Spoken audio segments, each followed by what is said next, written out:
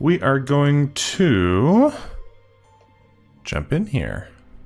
So, welcome everybody. I know it's been a while since we've had a stream going here, but I am pretty excited about this one. This is the Case of the Golden Idol, as it says at the top of the screen. It is, as I understand it, a very interesting sort of murder mystery puzzle game. We have to piece together what happened. So, we have the core game, we have 2 DLCs as well that we can get into if we really enjoy it. But we will see. And hi, Achromatic Anima. Nice to have you with us. So let's jump in and see what it's all about. With highlights or no highlights? Yeah, I don't see there's any reason not to have it just save us some time. Prologue. An abrupt termination of contract. Ah. Okay, so this is what we're looking at. We've got some somewhat animated scenes that we can investigate to see what's happening in them. In the backpack, what do we got? We've got 2 bags filled with coins and gems, a tobacco pouch and a pipe cleaner, a bag of medical instruments and some medicine, a golden statue with a red stone, and a bag filled with coins and gems. Okay, well, one of these people has the golden idol, and presumably the other one murders them for it. I knew what you were plotting, you snake! The pipe. Oh.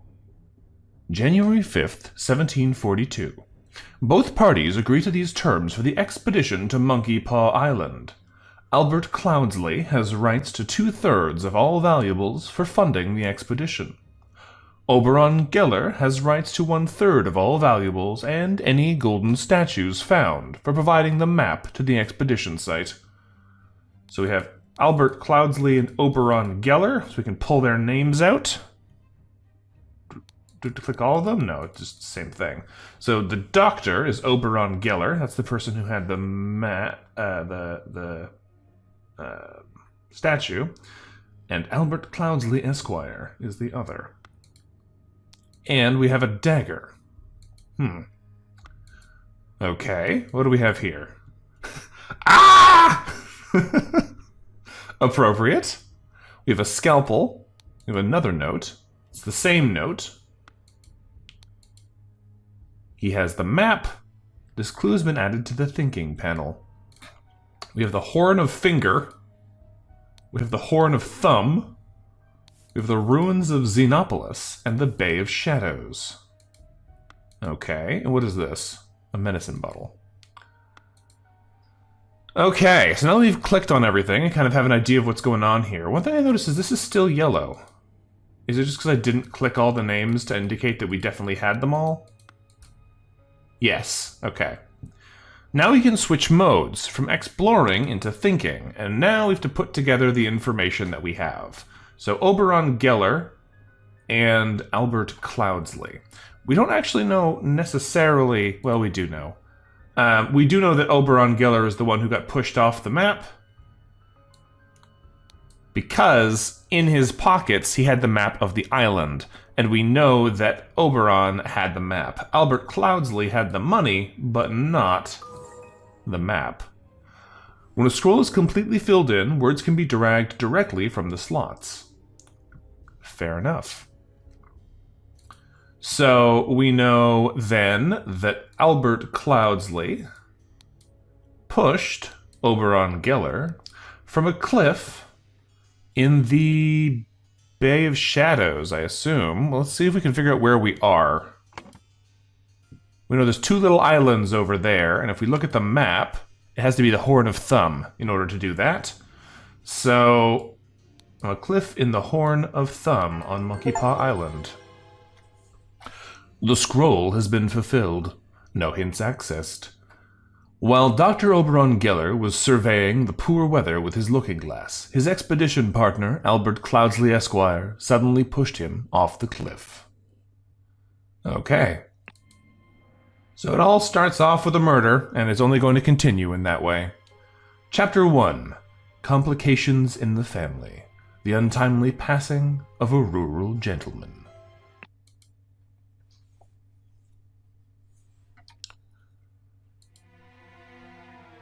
Ooh, that doesn't look good. There are lots of things to look at here. This looks like the golden idol from before. There's a horse running by outside. We got a dirty coat. First I thought it was paint, but it looks like maybe it's mud. A desk, certificate of some kind, of map, portrait, ladder, a book. All right, let's work our way from left to right here, because the murder suspect is probably a good place to end on. Murder suspect, the person who died.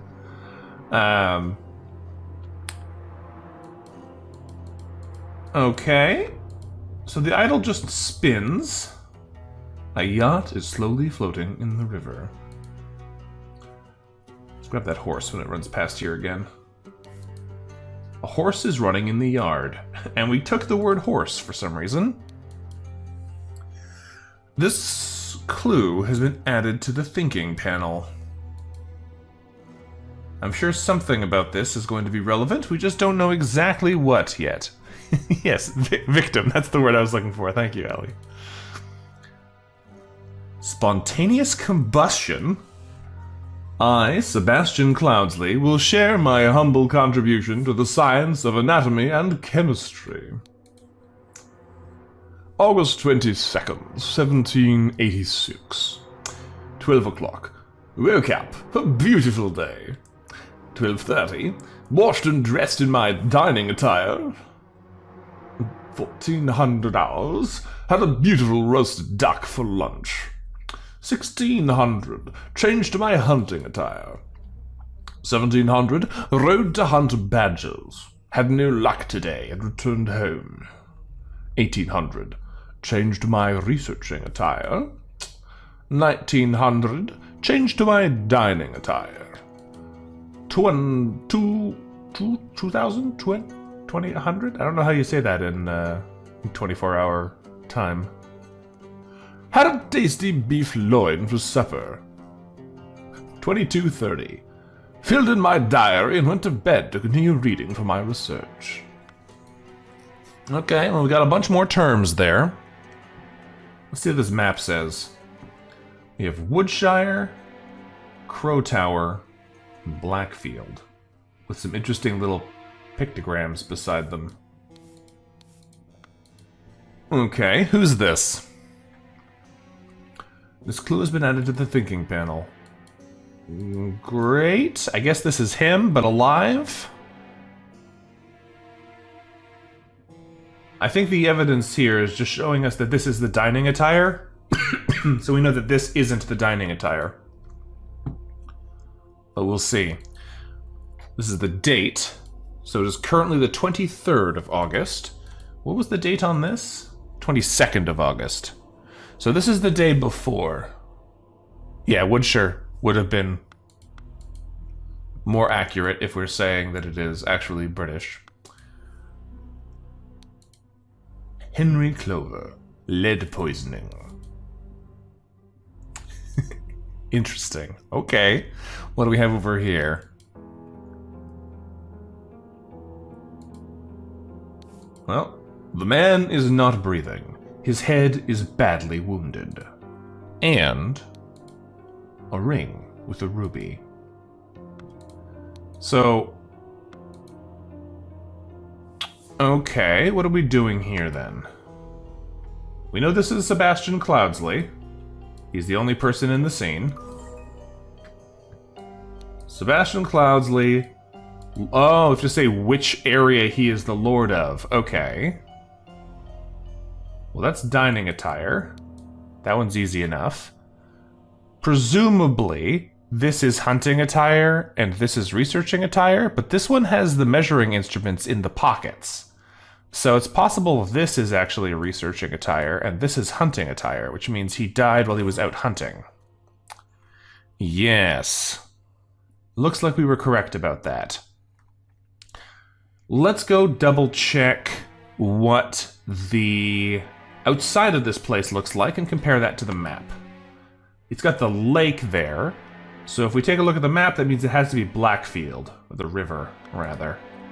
So let's pop in here and say that he is the Lord of Blackfield, passed away in his bed. The cause of death was a head wound, which occurred when he fell from a horse while he was hunting. Nice. The scroll has been fulfilled. While the Lord of Blackfield was hunting, his horse threw him off, and he suffered a deadly wound to the head. Which is presumably why the horse is still running around outside, because it wasn't actually, The guy died while he was there. What is going on here? Hello?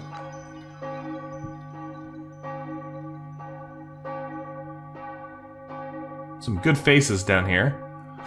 Sebastian Cloudsley, 1733 to 1786. Okay, that's just his funeral. So, just to make sure I'm on the same page here, this was Albert Cloudsley. So this is probably like his grandfather or something? So we're in the same family, we're just moving forwards in time. Here, Sebastian Cloudsley dies from being thrown from his horse. This doesn't look good. Let's go take a look at what's happening here in Chapter 3.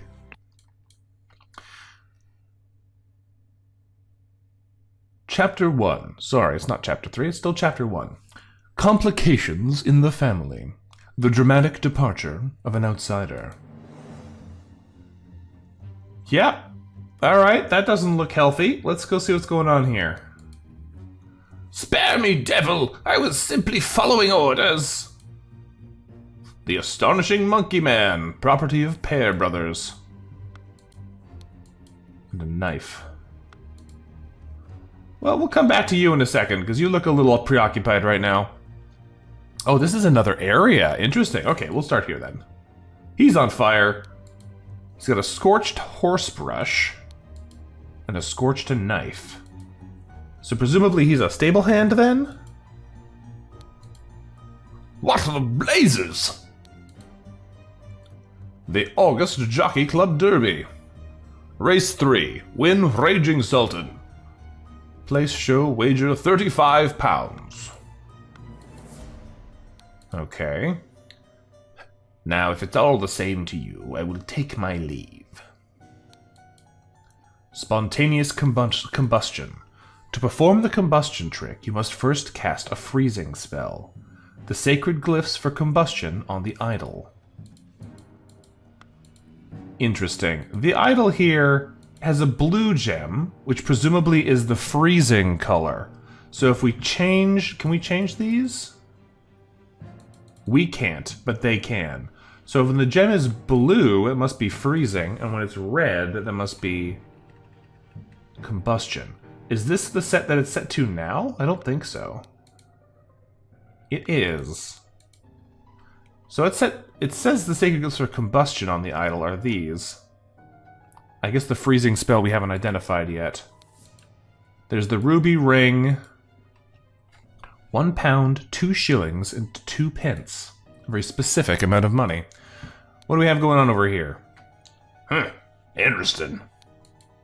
Ash Blair, finest tobacco. Smoking monkey. Prepare the carriage for tomorrow. We're to visit my nephew.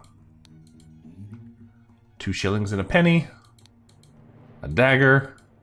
And a saddlebag. So I guess that's the stable hand. Stable rota for Adam and James. Well, I guess they're probably both stable hands at this point, because, he had the horse grooming equipment on him. Monday, Tuesday, Wednesday, Thursday, Friday, and Saturday. Do it properly, you lazy oafs. So we don't know what day it is yet today, but once we do, we'll be able to know who's on fire. What do we have here? What an unexpected turn of events. An embroidered handkerchief, EC. So we'll be able to figure out who he is based on that. £3 and 3 shillings. Dear Edmund, it has reached my attention that you are seeking a capable new servant. I have just the man for you.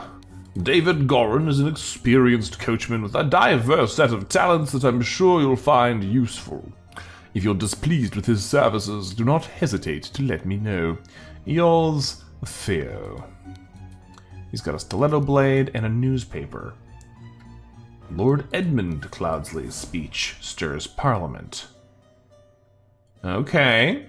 We're figuring things out. This must be Edmund Cloudsley.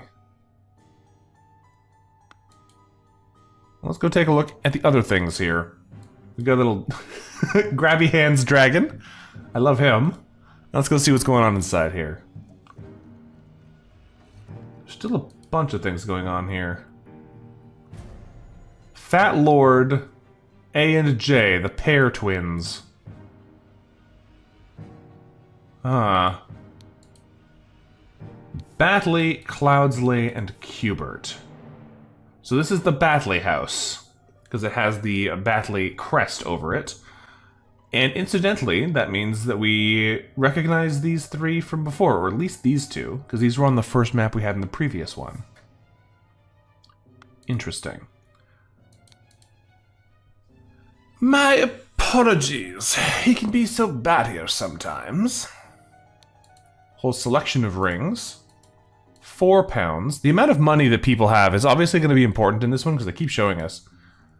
An ornamented Qatar blade. Why do you have that? A fan with some elephants on it. Shamal Bat. Simansa Batisi. No idea how to pronounce that, but okay. Nicholas Maker, attorney. He's got a business card. Presumably, the attorney is this guy. Incidentally, the one who currently has the idol. Let's see what this is all about. Oh, maybe it's him. I would not have expected one of your family to treat a legal document in such a way. I'm appalled. Everyone has a ring with a ruby. 2 shillings and 3 pence. Ah. Reading of the last will and testament of Sebastian Cloudsley. September 7th, 1786. So since Sebastian... Oh boy, we're about to get a bunch of names. Rose Cubert, Albert Cloudsley, Mary Cloudsley.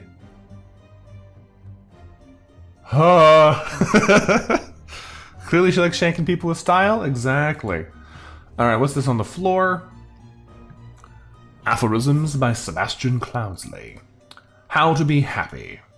Eat a hearty meal every day and do not waste your time on trivialities. How to avoid being upset. Strive for that which holds meaning and do not shirk from responsibility. How to be inspired. Take a walk in your forest and breathe the fresh air. How to avoid being scared. Feeling scared is a weakness. Be strong instead. Well, glad he's got his aphorisms all sorted out. Oh no. Dear Willard Wright. Something from Rose Cubert. Excuse me, I did the thinking panel. I bequeath to you the gold idol of Xenopolis. You will know what to do with it. I want you to put your sharp mind to better use than mere politics. Therefore, I bequeath to you the notes from the research I have undertaken on astronomy. I grant you leave to finish and publish it under both our names. My late sister, your mother, disclosed your financial troubles to me long ago, and I resolved to help you. I bequeath to you my compilation of my aphorisms to provide the direction your life in which you so clearly lack. Harsh. We met so rarely after you left for the colonies. Therefore, I bequeath to you my savings, land, and the Blackfield Manor House. Come home. Oh. Manor House is over here as well. That is weird. 'Cause Come home and establish a museum of my life and accomplishments. House is on 2 pieces of the same ripped paper? I feel like there's a line missing in there. Weird. I, Sebastian Cloudsley of Blackfield County, being in bodily health and of sound and disposing mind and memory, nominate and appoint Nicholas Maker as executor of my last will and testament. Dear brother Edmund. So this is the whole will, basically, torn up in the fire. Another August Jockey Club Derby. Dear Peter Batley, he has sent you frequent reminders concerning the settlement of your debt, and yet, to date, the debt remains unpaid. We humbly request that you make your payments as soon as possible, or you'll be forced to take the matter into our own hands. The debt currently stands at £255. Blackguard and Buck loans. Okay, I think we've gathered all the initial context here. We're going to need to go back to some of these things to piece it together, but let's see what's going on in the thinking zone now. Yeah. We need to solve a lot of bits and pieces now. So, we do know some of these things already.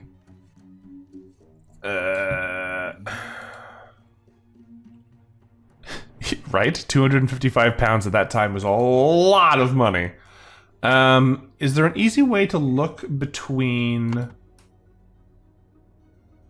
No. We kind of just have to go to the things we want to compare to.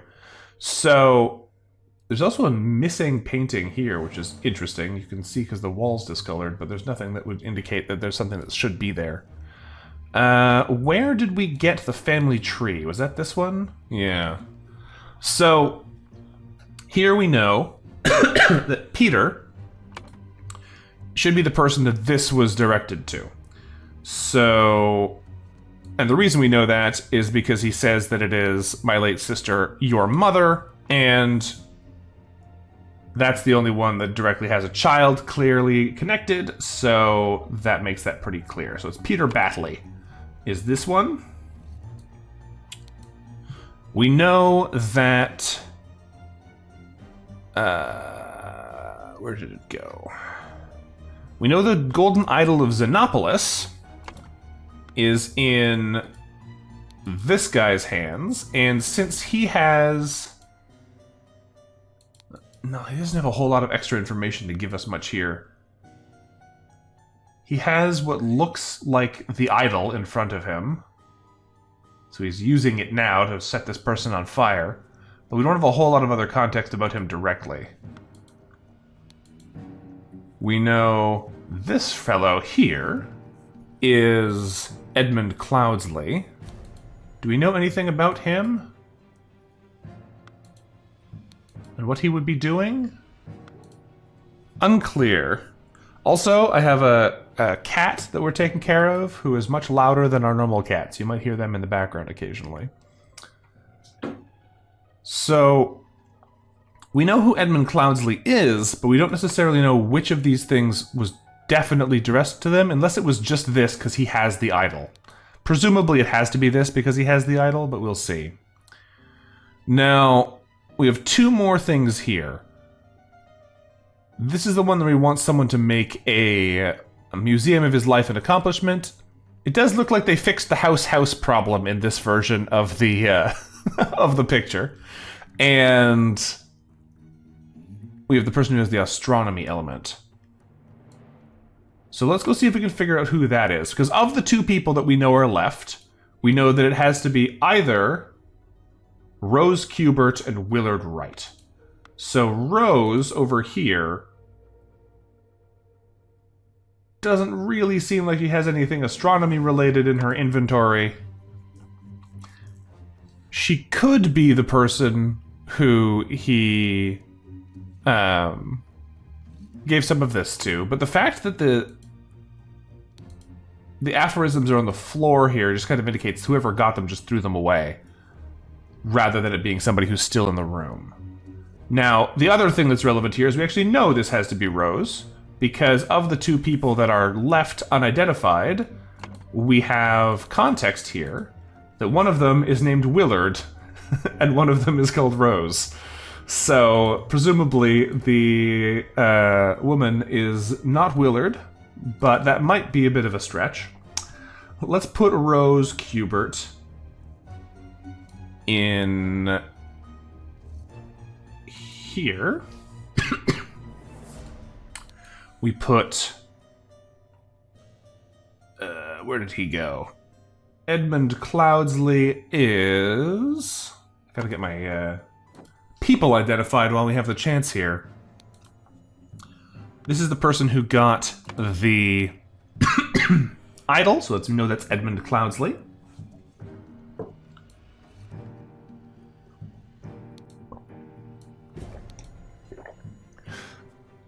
What else do we know here already? We know who this is.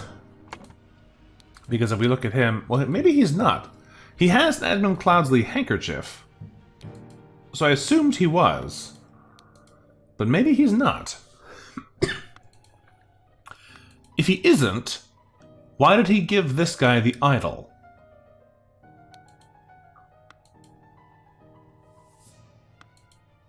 Because it would seem like this guy is Edmund Cloudsley, not this one.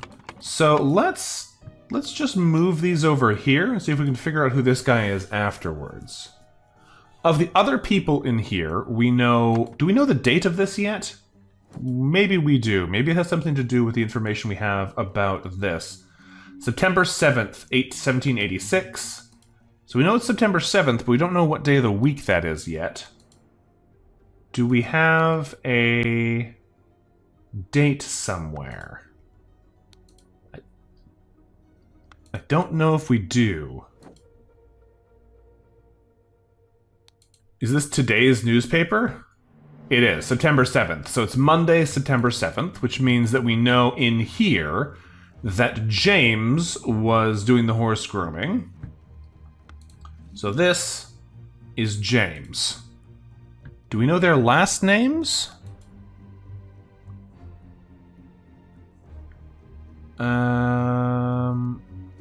Yeah, we know about the politics as well, Ali, definitely. Adam and James, are they both called Pear? Yes. So Adam and James Pear are these guys. So that means the one who's on fire is James Pear. So let's put James Pear on fire. We also have Adam Pear, who is either this guy or this guy. But since they're both identified here as having the same kind of like face and body shape, this looks like the other pair. So let's say that this is Adam Pear.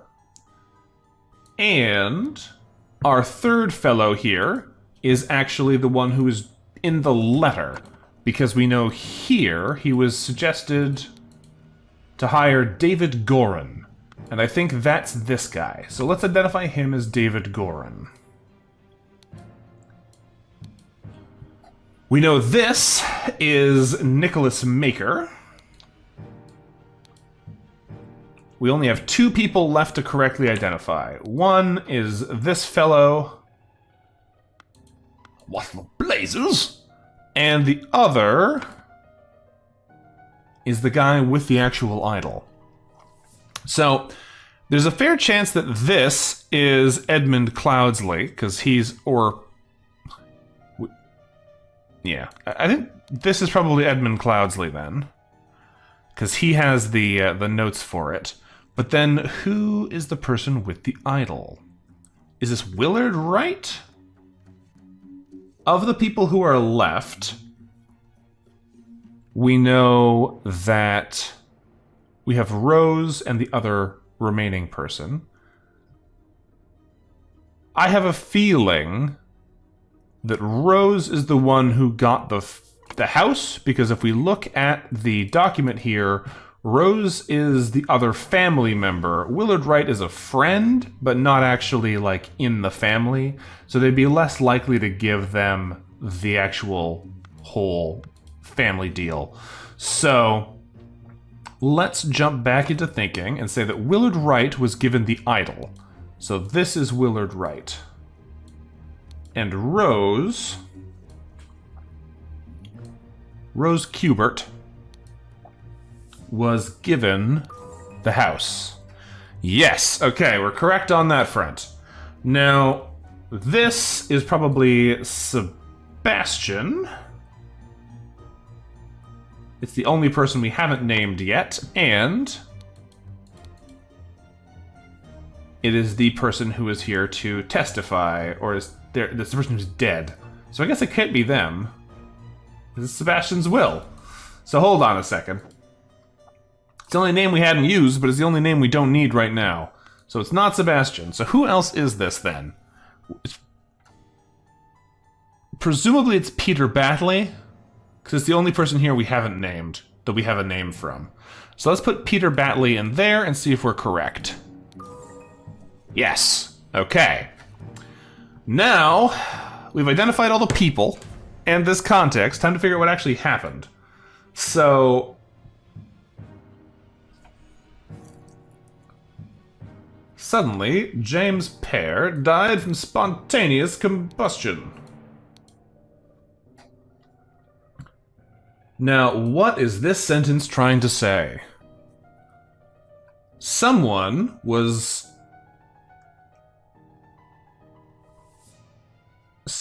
happy to receive and ordered someone and someone to take the something from someone.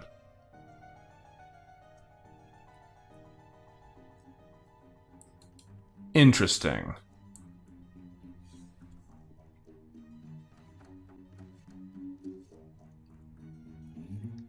Let's say, just for the purposes of figuring out maybe what's going on here, we'll say Peter Batley was upset to receive aphorisms in Sebastian Cloudsley's will and ordered somebody and somebody, which is going to be the Pear brothers, Adam and James Pear, to take the idol from Willard Wright. Correct. The scroll has been fulfilled. Peter Batley, encumbered by his gambling debts, had placed high hopes on his uncle's testament. Upon discovering he had inherited nothing but a book of aphorisms, he tore up the will and ordered his servants to take the golden statue from the stranger Willard. Suddenly, one of his servants burst into flames. I thought so, because that would explain what had happened outside. That's why that person was set on fire. If anybody else had made the orders, it would be a bit weird that that's how it played out. Next chapter. Chapter 2. The Cursed Inheritance. Alright, let's do it. The Murder at the Little Mermaid. I see. Okay, let's take a look around at all this. We got 2 different rooms. Hello? Why, that bugger give me a note. He knows damn well I can't read. He's got an old rusty half of shears, so just a single blade. A piece of stale bread, and a note. You can lie low for a couple of days in the old oarsman's place down at the docks. Interesting. An empty bed, not warm. Okay. A trapdoor in the ceiling. The door does not open. The door does not open. Revenge. R.R. Some different flower paintings. A trapdoor in the ceiling again. Shards of glass lie in the mud. Alarm! Alarm! A break-in! A watchman's lantern. Watchman number 2, Henry Parker. His alarm rattle. And a spear. Did I miss something? Oh, I didn't get his name. Right. Alright, let's take a look at what's in this little box. To my dear Maurice. The watch is ticking. What's this? An empty case, presumably where a golden idol once was. Oh, it's a music box. Interesting. A washing bowl filled with slightly bloody water. Dear proud beast master, I have attended our departed brother's send-off and accepted the keepsake that he bestowed upon our brotherhood in his will. I shall send this letter tomorrow, September 10th. I hope it will reach you without delay. Already it is midnight. I will retire to my bed, for this has been a long day. May Griffin awaken. Proud beast initiate. Okay, so I'm pretty sure we know who the dead guy is then. This man is not breathing. There's a walking cane and a ring with a ruby. Everyone has the same ring with a ruby, don't they? So I'm pretty sure this is that Willard Wright. He is the one who had the idol that he received 3 days prior to this at the reading of the will. And that's why he was murdered. He's also seems to be part of a cult. What do we got down here? A lot of interesting things to look at here. Tell me, what does that man have that I lack? A hand of cards, 7 pence, a key, and a small sword. Be calm, John. He was a perfect gentleman. He bought me a drink and then retired upstairs. Hand of cards. To Annie. You are beautiful like a rose. For you I will take any blows. Annie, you are like a glass of wine. Your hair is very fine. I will find gold in a mine, if that makes you forever mine. Your piglet, full of love. Terrible poetry, we love to see it. 2 shillings and 4 pence, a key, and a stiletto blade. What do we have here then? Just deal the next one. It's all luck anyway. Another hand of cards, 3 shillings and 2 pence, a key, a dagger. Remember, you as an agent of our trading company have to reflect its values to the fullest. 1. Never be late. A client leaves the port on the 10th. 2. Be persuasive. Do not take no for an answer. We must get the client's product. 3. Be effective. Once you have the product, deliver it to me immediately with the servant boy. Most importantly, no matter what you do, be mindful of our reputation. Our names must remain spotless. Oh, mother, forgive me. I will never gamble with something so dear to me again. Got a violin, a key, and a Navaja folding blade. What do we have here, then? The Little Mermaid Inn, Amazing Evans musical performance. On September 9th, the event shall commence circa 11 p.m. So it is September 9th, then. Robert Redruth, escaped convict. Reward £50. Ooh. We've got Green, we've got Breege, and we have Blair. 4 gallons of wine? 3 gallons of wine? 1 gallon of wine? That sounds like a lot of wine, but okay. September 9th. The Dandelion Room is Willard Wright. We were correct. And the Forget-Me-Not Room had Ash Blair. We don't know which one of them that is yet necessarily. It's probably this guy, if I had to guess. Where'd that blasted boy go? I really need a piss. Dear Oscar Boyden, it has come to our attention that the good owner of the Little Mermaid offers services to those who want to transfer products that are less agreeable to the authorities. I will come by in 3 days. If you still have some spare space in your gin barrels and you're willing to earn extra money, reach out to me. Got a lemon, a large kitchen knife, and a bunch of keys. The door to the street is shut with a latch, which seems a little excessive. It's a bar, you'd think they want to have more people in it, but I guess maybe it's too late? Unclear. Alright, let's start seeing if we can piece some of this stuff together. See if we know who is who. So we know that Willard Wright is the dead fellow. That makes that easy.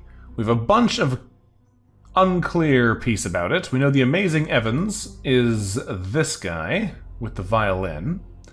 We do know that the name of the bartender, because we've got this note here, Oscar Boyden, so presumably that's him. Oscar Boyden.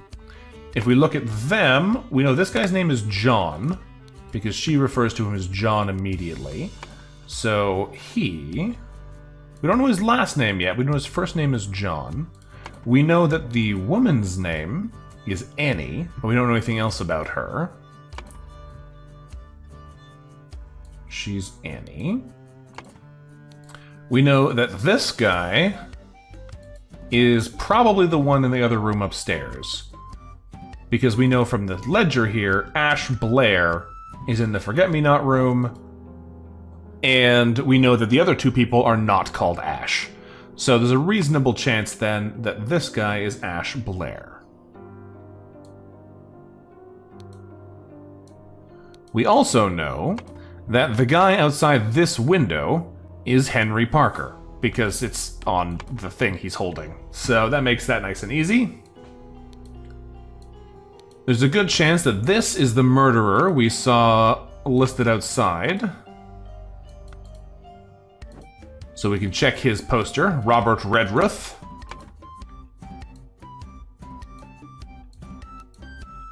And now all we have to do name-wise is identify which of these people are which. We have some drinking tabs here that we can potentially figure out what's what with.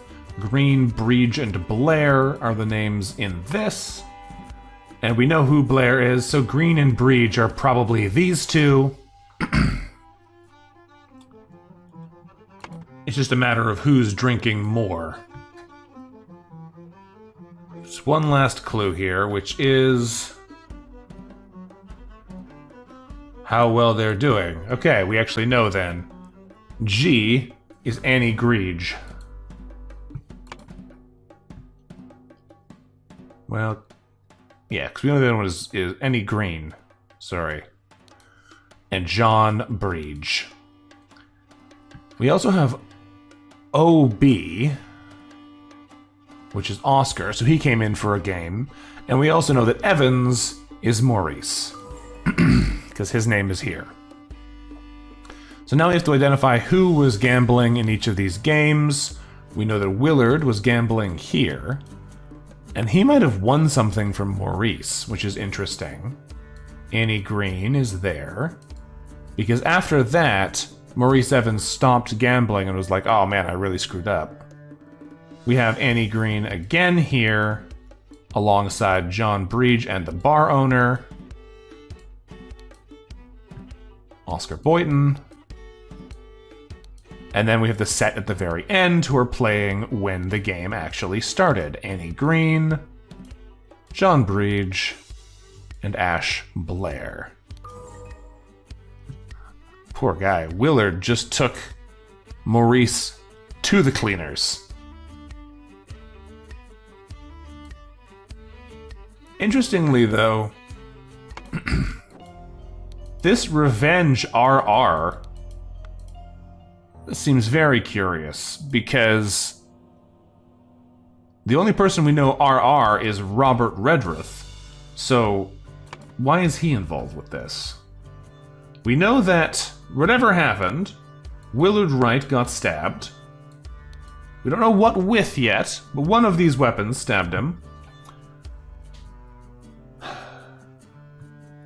Somebody crept into someone's room through the window or door, or trapdoor. Presumably, it is Robert Redruth crept into Willard Wright's room through the window,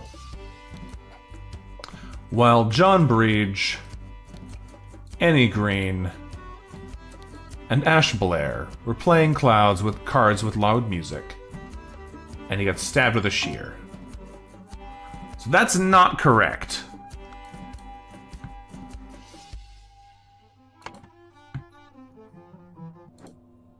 Is there something else he could have been stabbed with in this room? He only has the walking stick on him. He didn't leave any weapons behind in the room.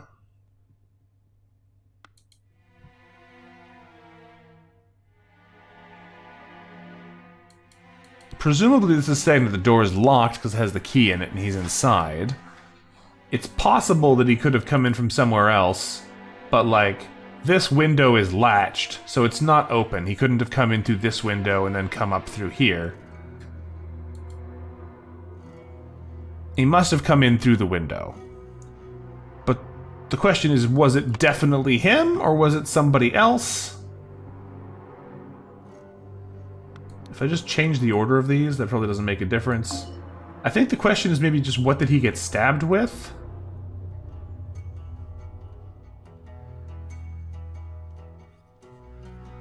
But the thing that makes me unclear about it is just that there doesn't seem to be a lot of other things around here that could be used. The fact that he's only carrying the shear makes it hard to say. Yeah, there are definitely those gin barrels in the ceiling. We can't click on them, so we can't investigate, but we know that they're smuggling things. I think we have all of the clues covered now. The door is locked down here, so they couldn't have come in from the front. They must have come in through the broken window. Up here, because the people downstairs have all these extra weapons, right? He's got the Navaja. This is the really curious part.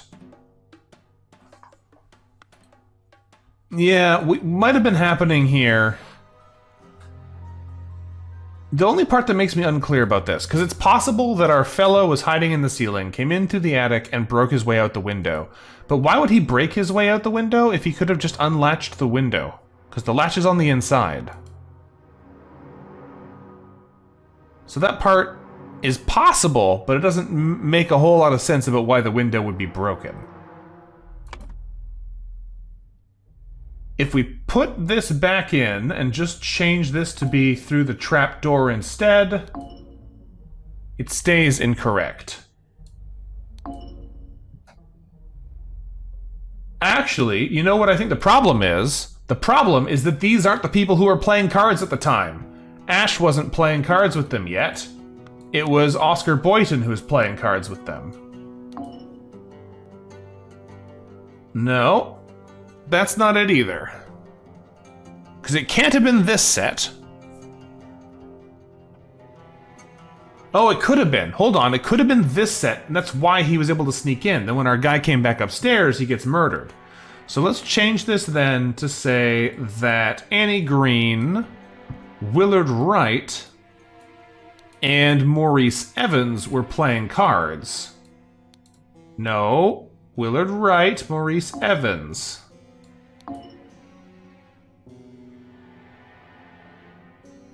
Interesting.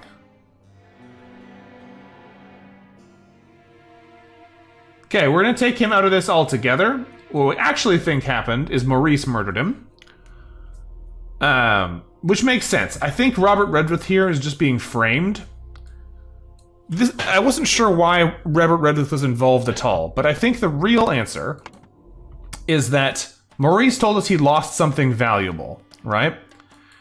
He knows that there's a wanted murderer here, so he snuck up into this room while people were Well, but he's the musician, though. With loud music. Because I was thinking if he was able to go up and do it, he would go up after this game, during this game, and murder him with his Navaja. But if the loud music was still playing, then presumably Maurice was downstairs at the time.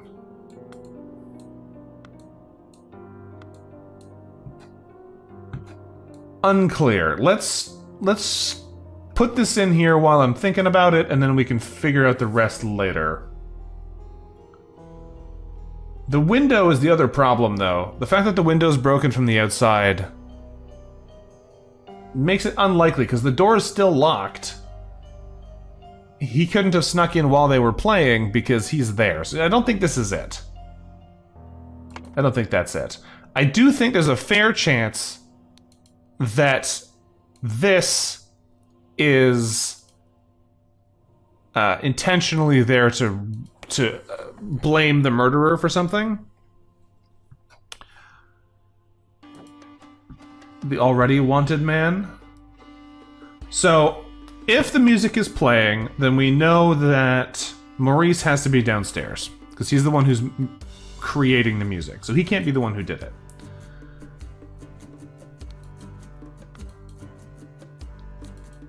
This guy is trying to get something, possibly from Willard here. So it could be possible that he was the one who murdered them trying to get it because he wouldn't sell it to them. And he wasn't in this game. So we say Ash Blair crept into the room. Yeah, exactly. Ash Blair crept into Willard Wright's room while Annie Green, John Breege, and Oscar Boynton were playing. Ash's weapon of choice is a dagger? Yes. Since he wasn't able to get the thing he needed to directly, he went to steal it personally. And the only way we were not clear on is how he got in, but he got into the trapdoor because he's in the room on the other side. Yes. A man going by the name of Ash Blair crept into Willard's room through the trapdoor to steal something important. But when he opened the music box, it woke Willard up, and a fight ensued. In the fracas, Ash stabbed Willard and attempted to frame an escaped convict.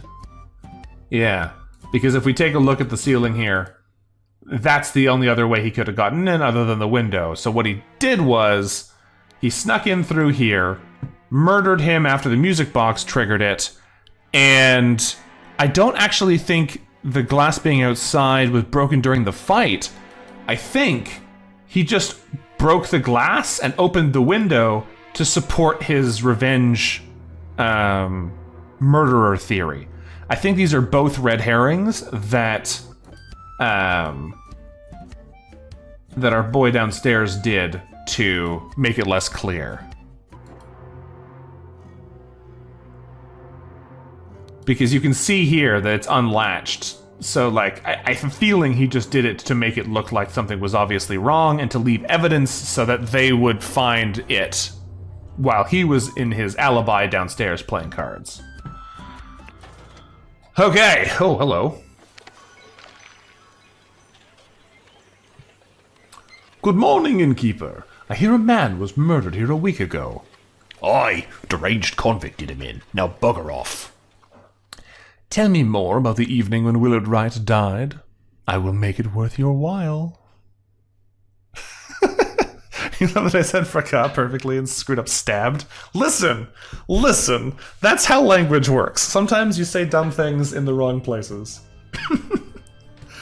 Chapter 2, The Cursed Inheritance. The Intoxicating Dinner Party. Well, let's go do it.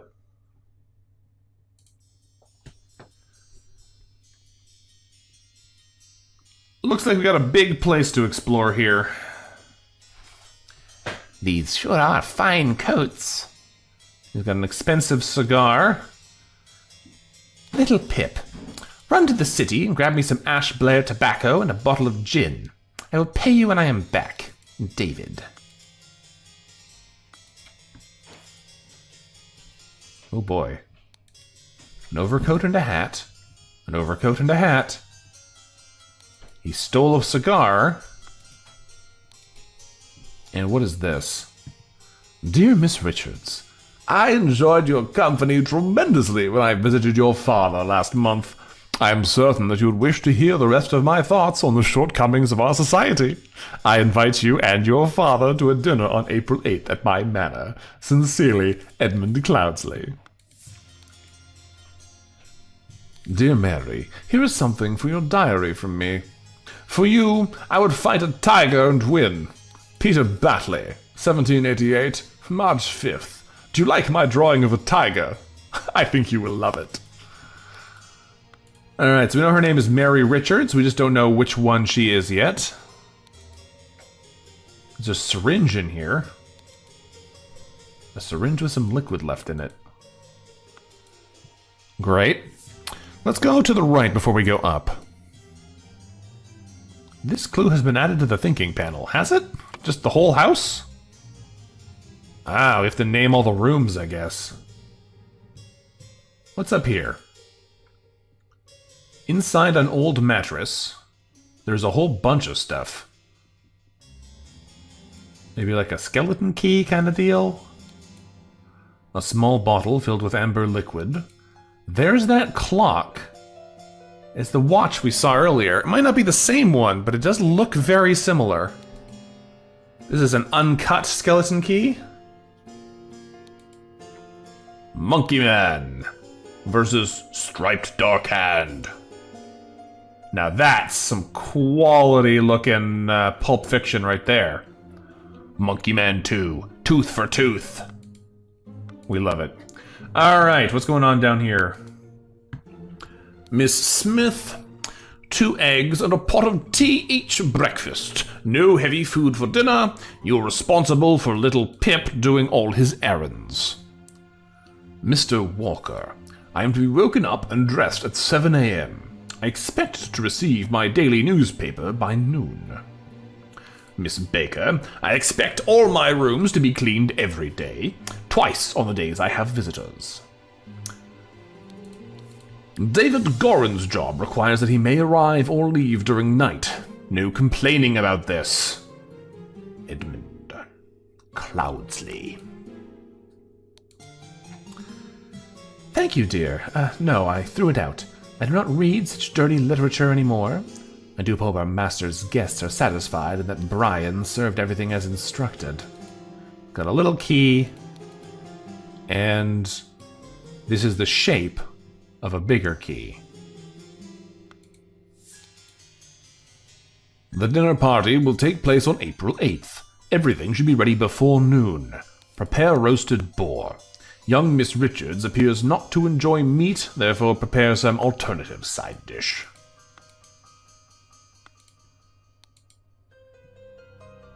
Of course I can give you some candles for your room, Lucia.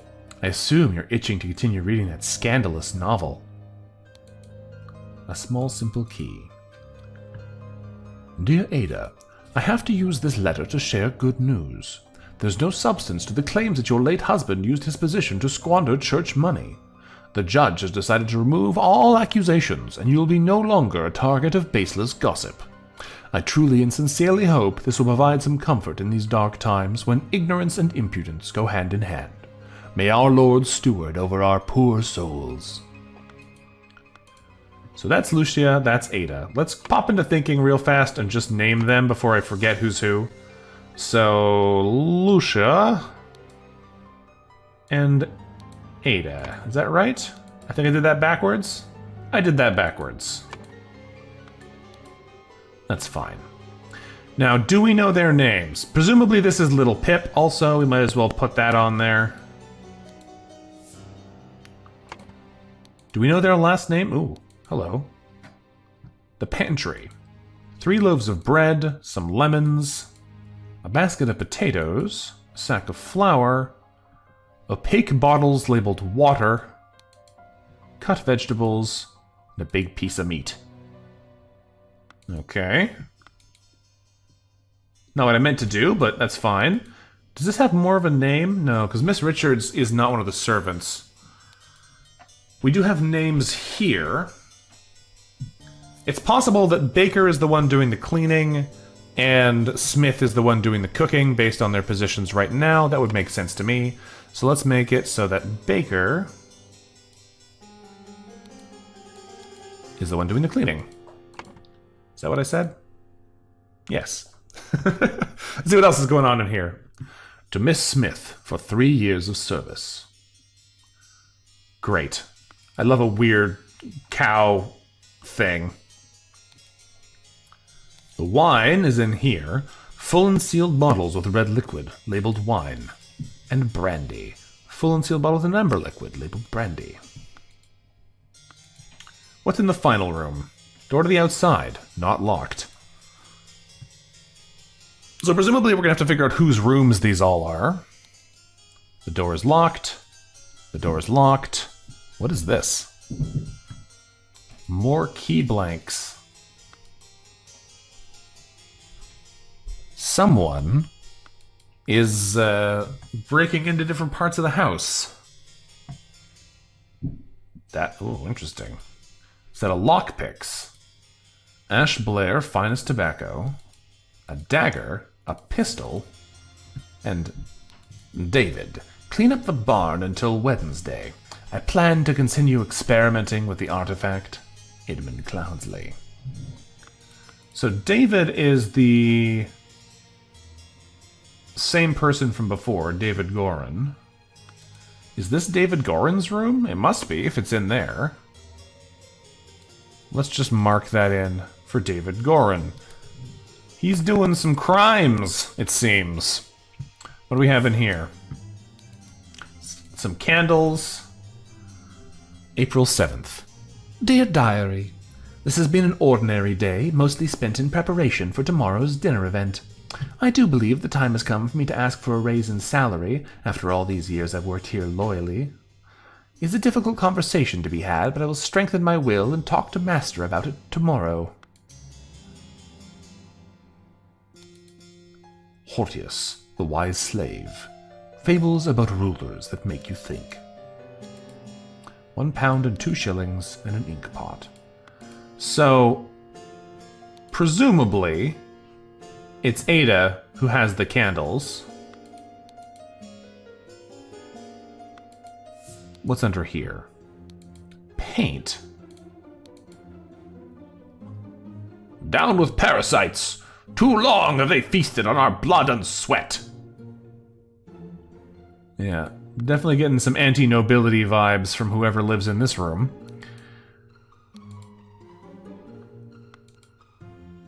I have a feeling this is Ada, though. So let's put that in there for now.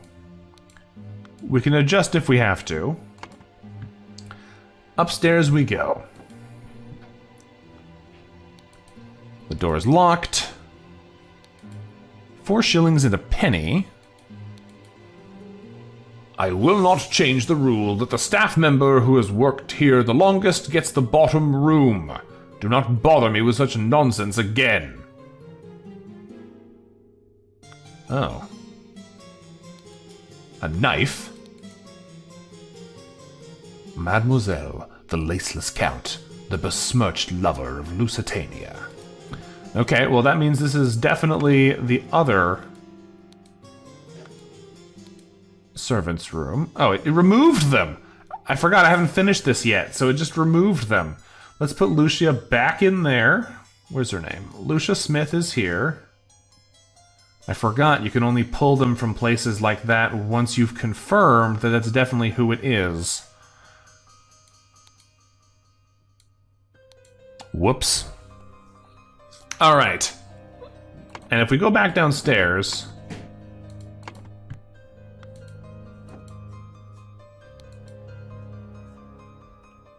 So Miss Smith has been here for 3 years. But I guess Ada's been here for longer? She just doesn't display her thing there?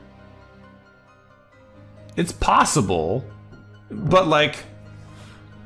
We also know that Lucia is the one who has the, like, trashy novel, and it's in her room.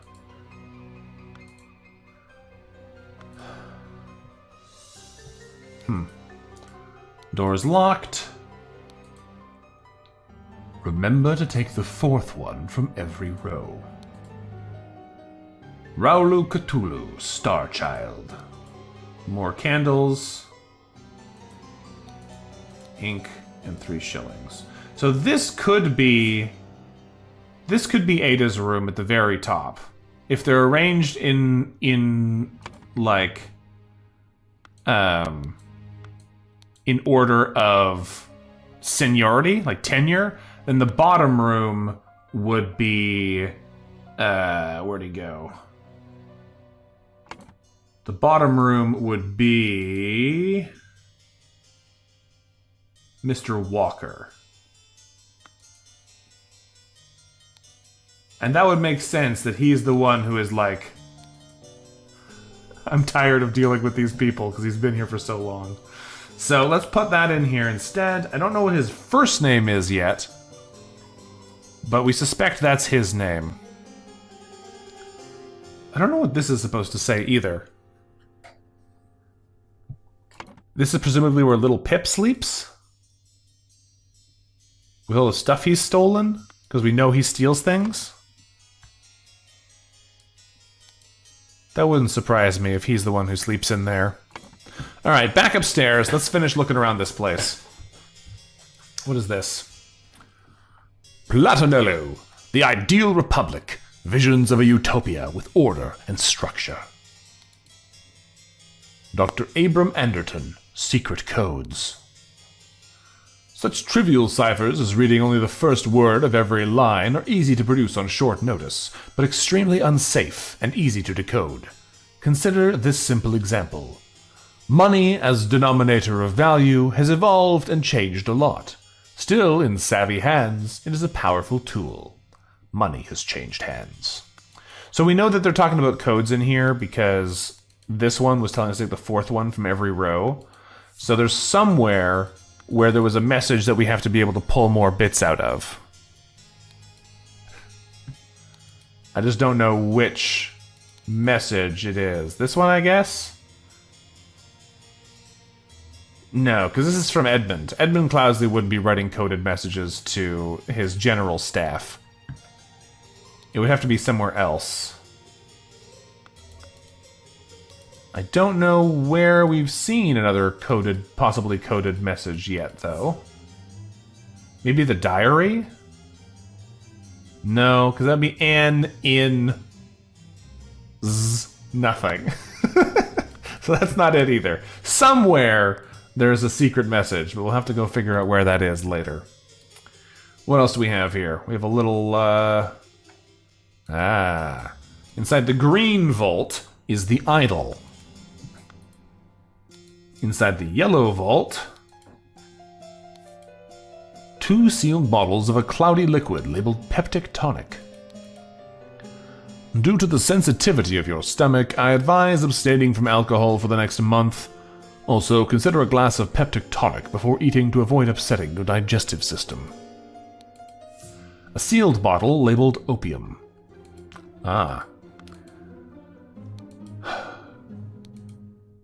Miss Baker, starting date 1787, August 1st. Position housemaid, yearly wage £9. Dear Edmund, I like your idea. Let's send him to colonies where his violent nature will make him feel at home. I hear you're having dinner with Lady Mary and her well-to-do father, Lothar. If Peter and I were to join you, we could beguile him with tales of adventure in the colonies so we can ship him away. Sincerely, Rose Kubert. So, apparently, Mary's dad is violent? I don't know what's going on in that letter yet. Dear Edmund, this cannot continue. Since my return and move to Sebastian's manor, he has asked for financial support 7 times. He clearly is unable to take any monetary responsibility. Please, I need your help, my dear brother. Okay. What's in the bin? Bunch more letters. Well, well, Edmund. You seemed pretty pleased after the old boy passed away and a spot freed up for you in the House of Lords. Take care of those with whom you ally. I have many friends and will deal with you swiftly if you dare cross me. Lord George Bridges. The revolution will come for the likes of you, you crooked bastard. Soon you will pay for your sins against honest common folk with your blood. Final Vanguard. Edmund Cloudsley, once more you have failed to answer our requisition. This is the last warning you will receive. Your transgressions against us demand amends. The only course of action you have is to surrender yourself to our justice. Last chance for repentance, serpent, or we will unleash one of our stewards upon you. Brotherhood of Masks. Dear Uncle, I hear you're interested in Lady Richards. I think you're too old for her. I shall court her instead. Secondly, please lend me £300. It is small change to you, and I am desperately in need of it at present. Truly yours, Peter Batley. Listen, it's not my fault. I'm just the final vanguard. I've got to do what I got to do. All right, let's go take a look around. This is a really weird-looking column, too. So take a look around at some of these other rooms. Ah, here's the dinner party where someone is already dead. What is at the table? Oh, no. Oh, no. All right. A partially smoked cigar, a partially eaten salad, a partially empty glass of red liquid, a partially eaten piece of roast, partially empty glass of amber liquid, partially empty glass of red liquid, partially eaten salad, partially empty glass of yellow liquid, partially eaten piece of roast, a partially eaten salad, a partially empty glass of red liquid, and a partially empty glass of cloudy liquid, a salad untouched, a partially empty glass of clear liquid, a full glass of cloudy liquid untouched. All right, we're gonna have to figure out who ate what here. That's that's gonna be a task. We know things about the people, so like this is probably one of these is probably the lady because we know she only eats the salad. She drank water and didn't drink whatever's in this other thing. I think the yellow liquid is probably the tonic, the peptic tonic, and he would be eating a salad because he wants to imitate the lady he's courting. Let's just do a quick look back in here. Do we know the color of this? Cloudy liquid, yeah. So I'm gonna go ahead and guess then. Oh, it changed the order of them. Up here, let's say Edmund Cloudsley was trying to sit beside the lady he's courting. No, it's this one. Edmund Cloudsley is at the head of the table. The lady he's courting is beside him. I don't know what's up with the other people yet, but we notice he didn't drink his peptic tonic, because of course he wouldn't. We'll have to come back and figure the rest of this out afterwards. So, this is a horrible... An embroidered handkerchief. Presumably that's Mary. It looks like... that's you. It's poison. Nobody touch a thing and nobody move. I'll send for a doctor right away. It's our good buddy Edmund. He's got a blue key and an orange key, which is relevant because now we know that those go to the blue lock and downstairs to the orange lock. So that means we can compare and see who's been forging which keys. So Edmund there. Edmund Cloudsley. Who's this? She does seem rather unwell. It's extremely upsetting. His wig is just like a sheet that he's folded on his head. Poor guy. So this is presumably Edmund's sister. Yep, we know her face from before. 4 pounds, rings with various gemstones, a fan. The lady is not breathing and her face is blotched. So she is Rose Cubert. We know her from before.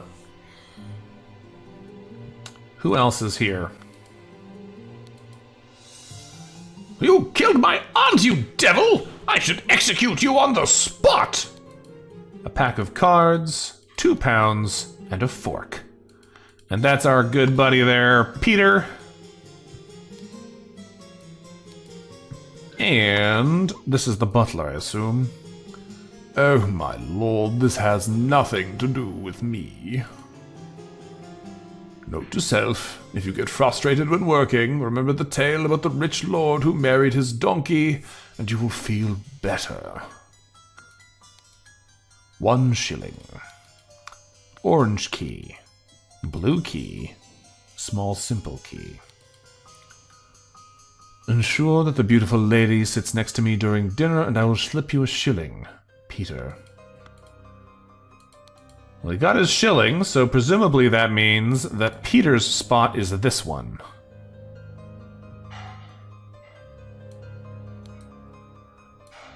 I'm sure Mary had a wonderful time here. Just a great experience all around. Ah, well, here's all the fluids. We have water, a roast, a salad bowl, the brandy, the wine, whatever this is. Oh, it's lemonade, basically. Almost full carafe of yellow liquid containing lemons, and the peptic tonic. So that does make sense then, if Mary was drinking the lemonade. So, the only question here then that's not clear, because this is presumably Ada's father. We know he was coming here as well. So, I don't remember his name, though. I'm going to have to go figure that out back in the clues we were reading earlier. Was that in here, in the desk? Lothar, yes. So Lothar is probably this guy. There it is. I'm still not sure if I actually know their last names, though, which is a little odd. If we go back downstairs, we're back in the main lobby again here. So we have the jackets. Richards, right, we do know their last name. Okay, so those are both Richards. One of these needs to be the woman who is murdered, and the other one is Lothar Richards. I'm going to just, going based on the fact of what they have here, the old gentleman who needs to have the peptic tonic with his wine is probably the old man, and Rose, well no, he's probably the one who had the cigar. Rose has the same condition, probably, and as a result, she also needs the tonic because they're of the same bloodline. Correct. Next up, we know that Walker is here. Do we get his first name in the notes that have been slipped to him? No. His name must be somewhere. Brian is one of the only names we haven't used anywhere. I don't know if we actually got his name from anywhere.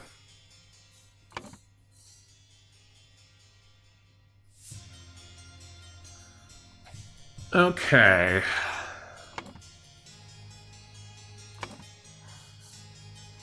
Because that's the last thing we need here to be able to confirm all of this, and presumably all of this. If we say it's Brian Walker? Yeah. Because George Bridges is somebody else. The Final Vanguard, Steward, Monkey Man, and Dark Hand are all not people. They're like code names and other bits and pieces, so it had to be Brian. Alright. Now, time to figure this out. We know that Rose Cubert ingested the poison and died. We know that someone wanted someone dead, and thus someone poisoned the something and hid the necessary key in a something else. So it has to be something that only Rose had. because Rose is the only person who... Or Ada. Only Ada had, because Ada is the only person who's dying. And if Ada was at this table, she's the only one who drank the liquid. So that means that Brian Walker wanted Edmund Cloudsley dead, and thus Brian Walker poisoned the tonic and hid the necessary key in a mattress. Somebody else might have wanted him dead. We know Brian Walker wanted Edmund Cloudsley dead, so Little Pip. We know Little Pip is the one who did the poisoning. But I don't know where he hid the key, so let's go back and check that. Because we know that there's the mattress in here that has a bunch of keys in it, but we actually don't know if this is the right key. So let's double check that first. Making some assumptions here, because that's the wine cabinet. It's not in there that they need to be able to go. It is in the blue cabinet that they need to be able to go. So the blue key looks like that. Okay, where have we seen that kind of key? Oh, we didn't look in the pillow. A pair of twig dolls and a bottle of pink liquid, partially empty. Once your target has ingested the love potion, establish eye contact and hold it for as long as possible. In most cases, the effect will be felt within 2 days, depending on your own appearances. Huh. Interesting. Sounds like Lucia there has some aims. So let's see if we can find where that key went. Because so far, I don't think we've seen it anywhere. Oh, it is this one. Okay. So they hid it in a bag. So it might not have been Little Pip then. If it's hidden outside the door... It's hidden outside here, so it's possible that David Gorin did the poisoning. But that would seem a little weird. I mean, we know he's basically a suspicious fella in the first place. But the parts that we're unclear on is who wanted him dead and who did the poisoning. Yeah, I stopped into the breach on it quite some time ago, Pearl. It was a, more of just a fact of, like, it had been a long time that I didn't have the chance to record, and, was unable to really get back into that one again.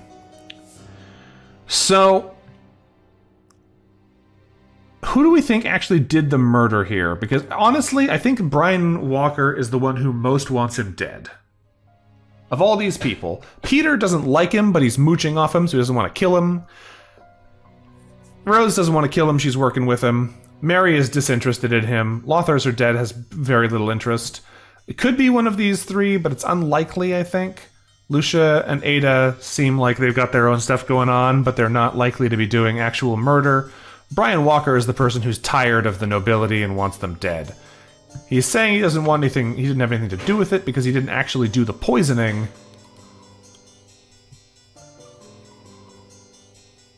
But I think he wants him dead, and so somebody else did it. It's possible... Yes, the thing is tied up here. It's possible that Ada did it, because Ada...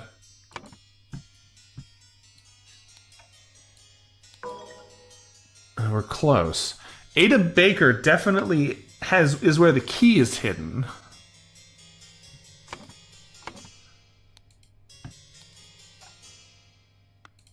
It's also possible, because we know George Bridges is like threatening him, but I don't think George Bridges is likely to actually do anything about it. These are all people who dislike him, right?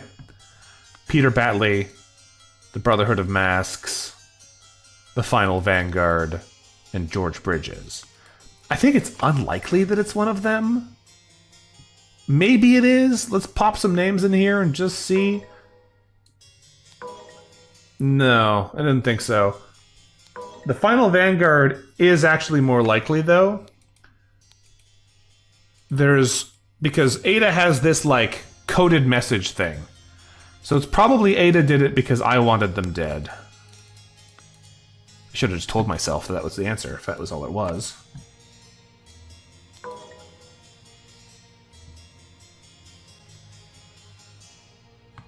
No, so that's not directly the answer. The only thing that we haven't actually figured out at all is what to do with the coded message thing.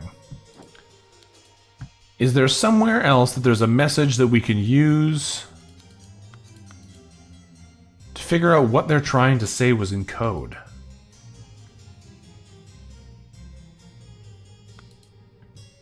Because that's the one part that I feel like I've missed. Maybe it's this one? Oh, it is. It's this one. This substance, or use substance to remove target. Sincerely Dark Hand Steward. So Dark Hand Steward is the one who wanted them dead. Yes. Ada Baker received encoded instructions from Darkhand Steward to poison Edmund Cloudsley. She used her ability to move freely throughout the rooms while cleaning and made a copy of the key to the medicine cabinet. She used a syringe to poison a sealed peptic tonic bottle. However, during the party, Rose asked for tonic and drank it first and died from the poison. Nice. All right. Oops. The explosive events in the forest cabin. What do we have in here? Henchman for hire in Tinderbook region. Billy Cracker. Oakwood Gang. Brawler and Robber. Hardy Abe. Burkham Workhouse. Brawler has a cart. Little Billy. Hobbs Gang. Burglar enters through chimneys. Jack Nails, Timberbrook Inn, burglar and a picklock. A box of confectionery. A selection of hats. Okay. What's in here? A bunch of stuff, obviously. There's a dead man in a a scarecrow coffin? A scarecrow in a wooden coffin.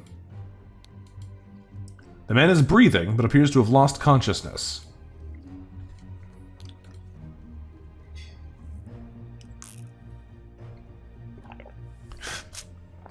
I do not care what means you use to acquire what I need, but remember to be discreet as always. Note that I do not want it too decayed. The more recently it has died, the better. Oh, Edmund, what are you doing now? Some money, a key, a loaded pistol. Excuse me. One of the old workhouse geezers croaked yesterday. I will arrange for a cart to move the corpse if you send me directions. And be quick, before they bury him. I do not want to dig up that stiff. So I'm guessing Edmund is experimenting on the bodies of people here using the idol, which is why he's trying to get his man here to go find the body. Ah! By the gods! What was that? Gentleman robber strikes in Westbrook. The infamous gentleman robber Walter Keene, with a number of unnamed associates, held up a coach on the southern road leading out of Westbrook. The scoundrel robbed the passengers of all their valuables, kissed a young lady, and left. This is already the fifth robbery by the infamous gentleman, who, as his custom, appeared wearing an impeccable suit and a new hat in the latest city style. The reward for catching Walter Keene has been increased to £100. I might, Pearl. I didn't really enjoy that game. Go, coin, go! Everyone, you are not to visit any village or city without my permission. At no point may you disclose the location of the cabin. Mr. David Gorin, you're in charge of all security and arms. Miss Lucia Smith, you will taste any food you cook before it is presented to me. Little Pip, you are in charge of Black Bestia and Golden Doubloon. Both must be fed daily. Edmund Cloudsley. Ugh. Poor David and Lucia and little Pip, they all got like stuck out in the middle of nowhere. Rawr. So presumably this is Golden Doubloon, because the other one calls him Coin, and that's what a Golden Doubloon is, whereas Black Bestia doesn't really have coin associations. We know that David Gorin is the one who got clocked unconscious, Lucia Smith is here, and little Pip is here. Ah!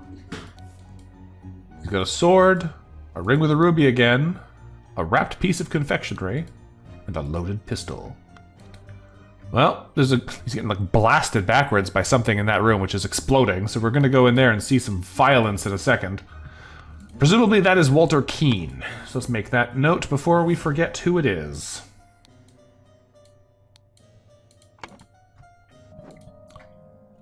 Oh, yeah. Things are going bad in here. Okay, who are these people? These are the burglars, I assume. The door has been broken open. Oh! A club. That's Jack Nails. He's got a set of lockpicks, a saw, a loaded pistol. I finally have the location of my target. Meet us on November 10th, Friday, in the Timberbrooks Inn. Bring all your tools. You get your share as we agreed. Okay. So Walter Keane is working with just random goons from the area. Because we know Jack Nails is the guy who got blown up into the ceiling. Oh, that's a little tricky to identify them just based on those pictures. Who's who? Blue Jacket is Nails. Jack Nails. And the other one is a brawler. Possibly the one who owns the cart. Hardy Abe. So let's go name him that as well. There's one more person to find here, it seems. Other than that, we have a shard of a vase. The golden idol is set to explode. A small weight is tied to a pull-down lever at the back of the idol. Interesting. A rotten apple and a green apple.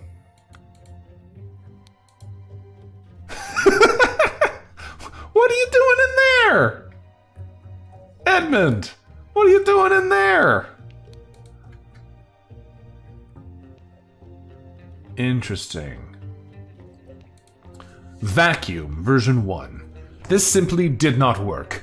After I aimed it at the sealed vessel and activated the idol, both air and vessel disappeared. Upon further consideration, it was an obvious mistake. Vacuum version 2.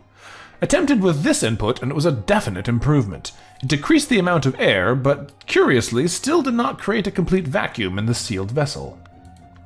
This is all his spell notes. Gold filtering.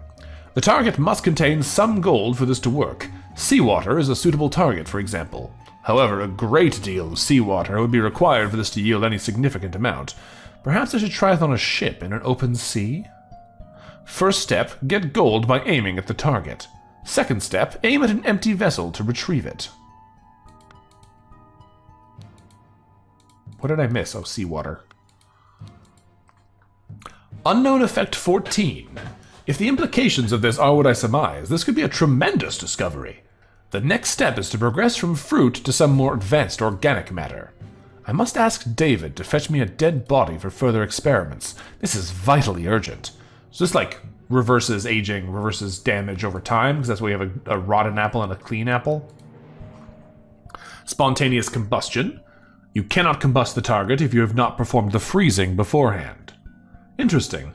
The speed at which heat is increased appears to be influenced by how strongly I press the trigger and how long I have performed before it. Freezing. Observation. Freezing the target rapidly can create curious side effects. For instance, I should be careful when freezing water in a sealed bottle. It exploded and the shards flew everywhere. Safety notice. Upon pulling the trigger, if the glyph input is meaningful, the idol will perform the intended action on the target it can see. If its eye is red, it is ready for J input, and will turn blue afterwards. If the eye is blue, you can only perform .J input, and it will turn red afterwards. Interesting. Some of these are like prime the device. Some of them are just you can do this all the time. Well, we've learned a lot. A loaded pistol. Let's go name our buddy here Edmund Cloudsley. All identities are filled in correctly. Lovely. We have all of these spells, so presumably we're trying to figure out what these actually mean. It's interesting that these are blue-yellow. So presumably it won't let us put in a red thing, but it would let us put in a blue or a yellow thing. Yeah. So we gotta decode what these messages mean. Because if we look back at the page of clues, what do we need to actually decode? Both of those.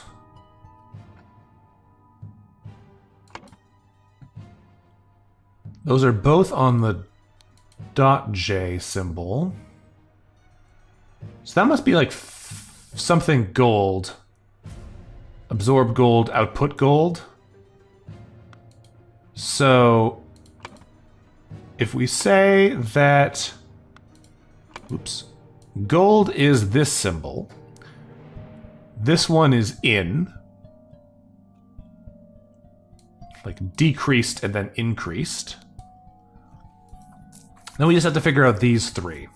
So this first symbol talks about those two. And this one could be destroy vase, while this one is destroy air. This is probably matter, though. Circle is probably like all matter. And this one is just air. And then we just have that last one to think about, which is... which was used in the fruit, right? No, it was used in the... this. I think it's heat. This is reduce matter's heat. This is increase matter's heat. So yeah, I think that one is probably heat. 2 or fewer slots are incorrect. So I'm still wrong about something. I did this backwards. That's what happened. I did those two backwards. Okay, now we have to figure out what this main scroll says. So, something needed a something. So we say that Edmund Cloudsley needed a body. That's the end of the sentence. Then we say that Walter Keane, along with accomplices, delivered a coffin. Upon entering, somebody suddenly clubbed David Gorin. Presumably, it's the guy with a club, so Hardy Abe. Because everybody else has guns and he's the only guy with a club. So, that would make sense. Meanwhile,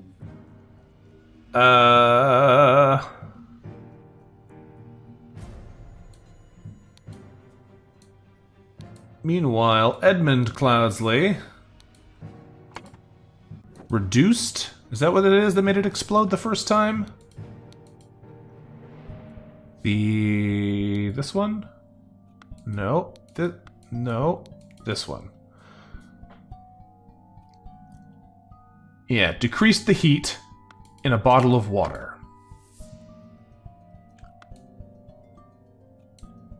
Decrease the amount of heat. There's decreased in a sealed vase. When Jack Nails and Hardy Abe entered the room, The vase exploded and killed them both. We're very close, but something isn't quite right.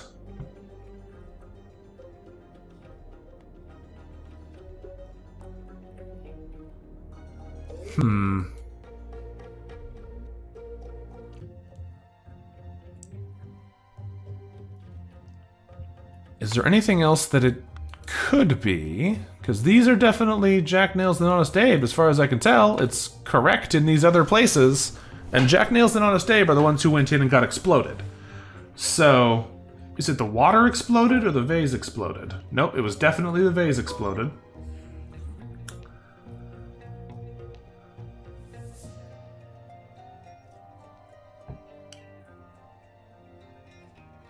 I have a feeling it's these two keywords that might be wrong.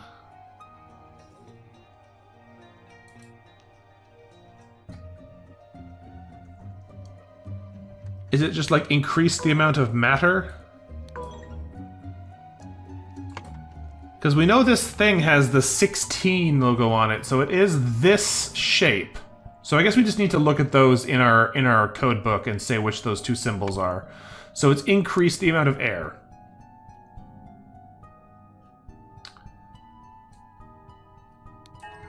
There we go. The scroll has been fulfilled.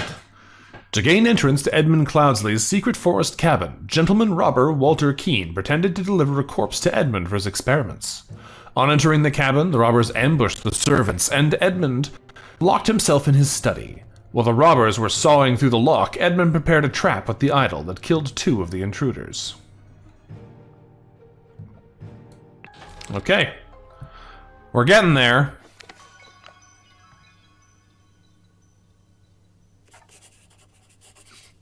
Then, Sir Coroner, the bandits accidentally set off my master's laboratory chemical ingredients. What happened afterwards? I managed to fend them off. My master, Lord Edmund Cloudsley, got caught in the blast, which severely disfigured him, and soon afterwards he died, bless his soul. That sounds suspicious. He was not caught in the blast. He was in a box.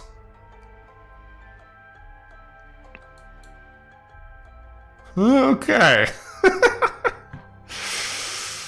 That's a normal thing to see. Let's get into Chapter 3. The Ascent. The Strange Practices of a Secretive Society.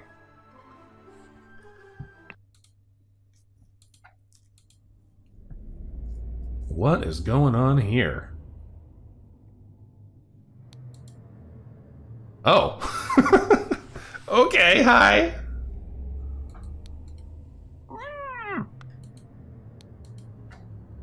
It's got a gun.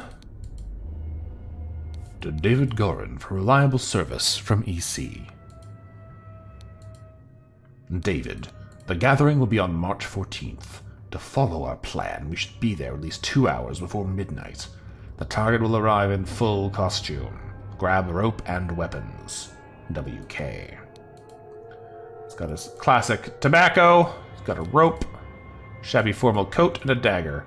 Well, it looks like things didn't go so good for David Gorin after this point. The tattoo depicts a hand and an eye. A hat, a sword, a loaded pistol, a clean new coat, and a selection of hats. So that... Oh. I guess this isn't actually Gorin at all. This is our fancy man here.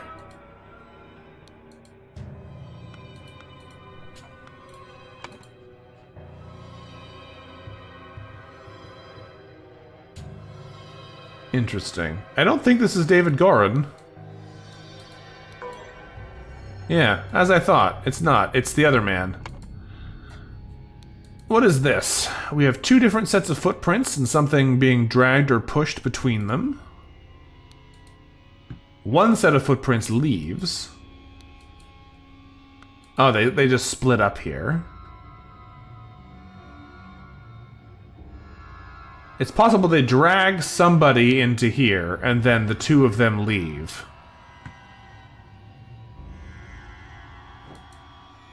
What is going on in here? Brothers wear masks appropriate to their house. The Dark Hands, the Proud Beasts, the Water Snakes. Brothers wear robes appropriate to their rank. Master, Steward, and Initiate. Masters, I ventured on the Order's mission to reclaim our fire-breathing relic and, with great resolve, punish the despicable enemy.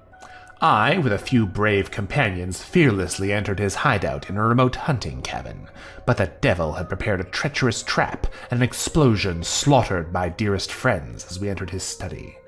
Thanks to my sturdy physique, I survived the blast, only to be assaulted by the enemy's lackey, assassin warrior David Gorin, and a pack of bloodthirsty hounds.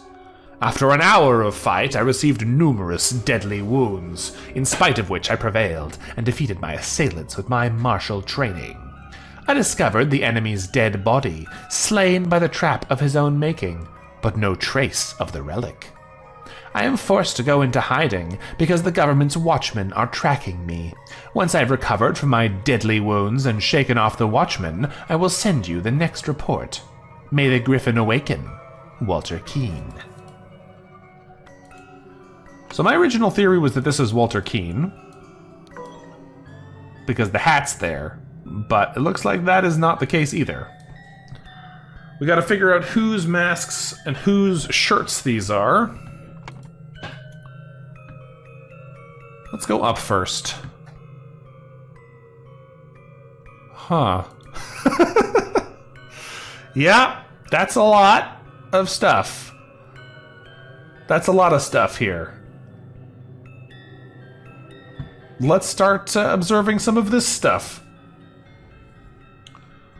Done when an accuser has challenged a defender. Both drinkers must be barefoot. The substance is added depending on the severity of the accusation, including deadly poison. Add substance to one of the cups. Defender chooses first. Accuser chooses the remaining. Both partake in wine cups. So these guys did one of these challenges, and this one got poisoned to death. Ritual of Squabble. Only initiates can be defender and accuser. The sword must be borne by any dark hand. Required decorations of the hall. The Grim Reaper. The never-tiring teacher. The feeder of mouths. The Ritual of Conflict. The accuser must deeply hate the defender. The sword must be borne by any initiate. Required decorations of the hall, the never-tiring teacher, the keeper of treasures, and the mirror of the soul. Well, the Grim Reaper's here. You get the key and the book. So these are our three treasures. I don't think Feeder of Mouths is involved, so I don't think it's either of these two. The Ritual of Dispute. Only stewards or higher rank can be a defender and accuser. The scepter must be borne by the Water Snake Master. Required decorations of the hall. The Keeper of Treasures. The never-tiring teacher. The Grim Reaper. I think it's this one. Because that seems like the never-tiring teacher. That's the key to the treasures. That's the Grim Reaper. The Ritual of Discord. The houses of the accuser and defender stand behind their brothers.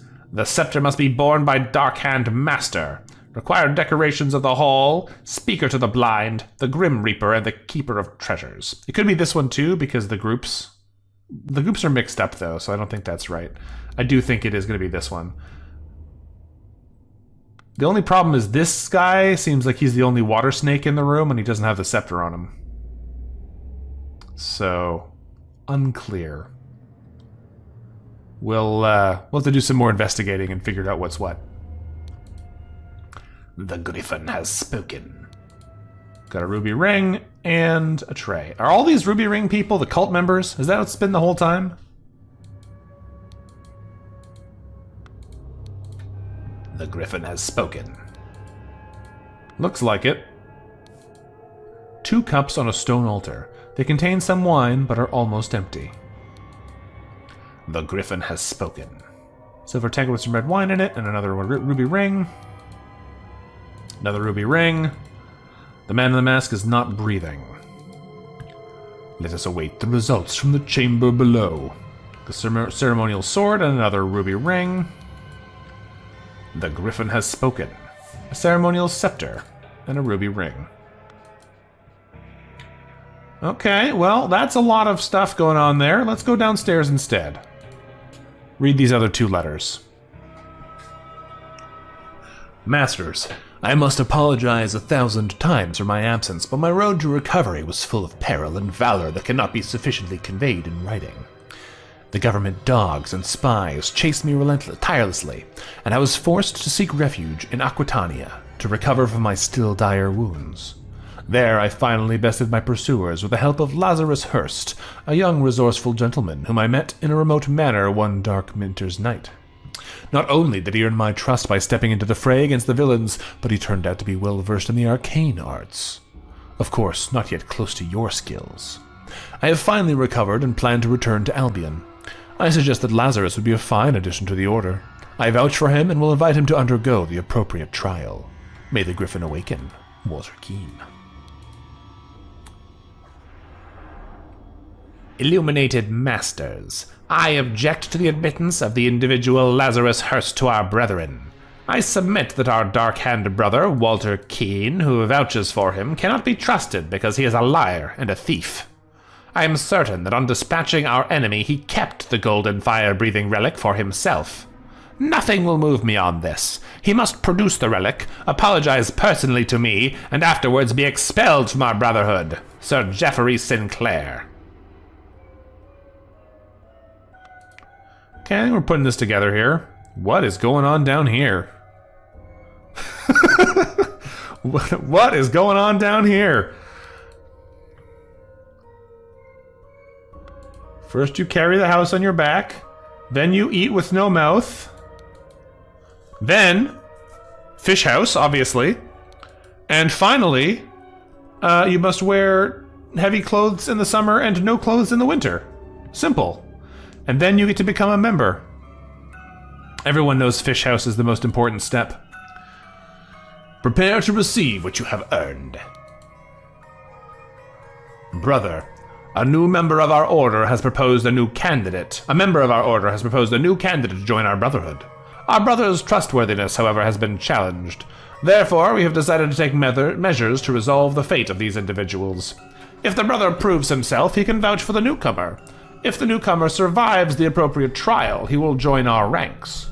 You are summoned to join our gathering on March 14th and fulfill your roles in the rites of the Brotherhood, Council of Masters. He has an eye and a lion tattoo and 2 rings. So presumably, yeah, he's wearing one, he has one in his pocket. So he's about to make this guy a member of either the Proud Beasts or the Dark Hand? He doesn't have the hand, though, so presumably he's making the Proud Beast. I have signaled to the Griffin who I am. I accept my fate, whatever it may be. Inception, evaluation, transmission, or admission. Grab all those. Administered by the Proud Beast Steward, administered by the Dark Hand Steward or Master, administered by the Water Snake Master, or administered by any Master. Well, we can see based on the symbols on their jackets sort of what their level is. It's not entirely clear, because the 3-eye, 2-eye, 1-eye is presumably on the tattoos. So we know the guy outside was an initiate, but it's not clear to me, based on these, what the ranks are yet.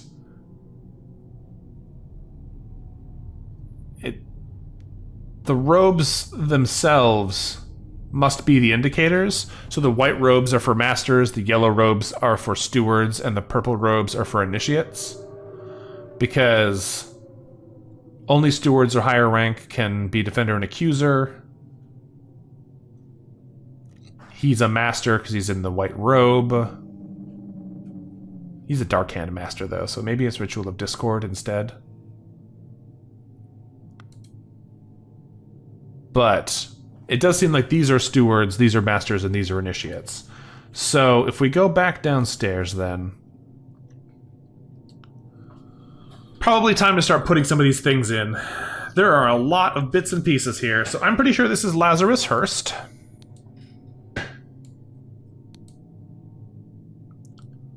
It's possible that guy's Lazarus Hurst, but he's already initiated, so he wouldn't be doing that. He does have the Dark Hand.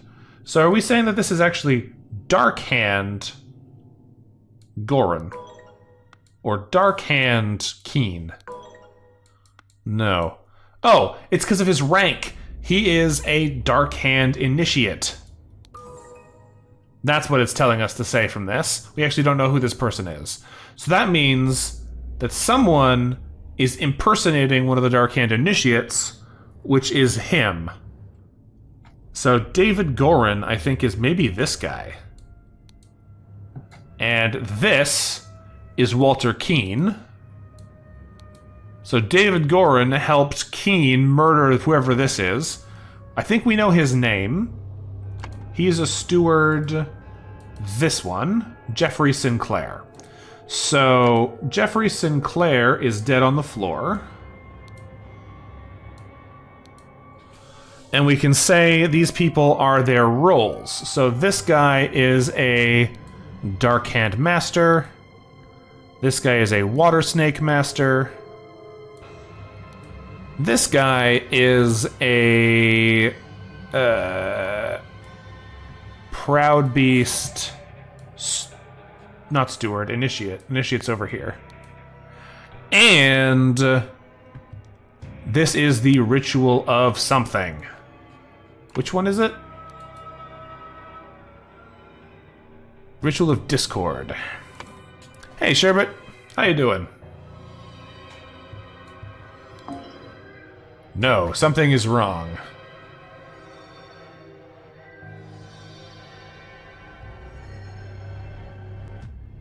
It's possible that we have the masks wrong. This guy is definitely a Proud Beast Steward.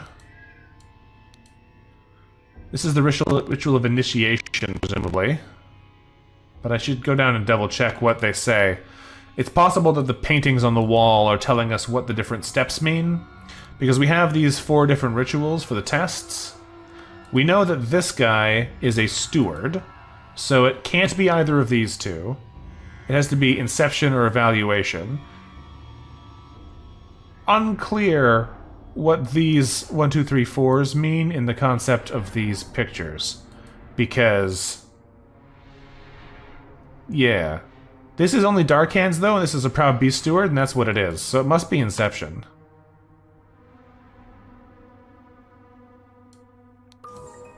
Yes. Because of all the different options, the only one that is specifically handled by a Proud Beast Steward is that one. So I don't know what all these are for, but it doesn't seem like we needed them. There's still something wrong up here.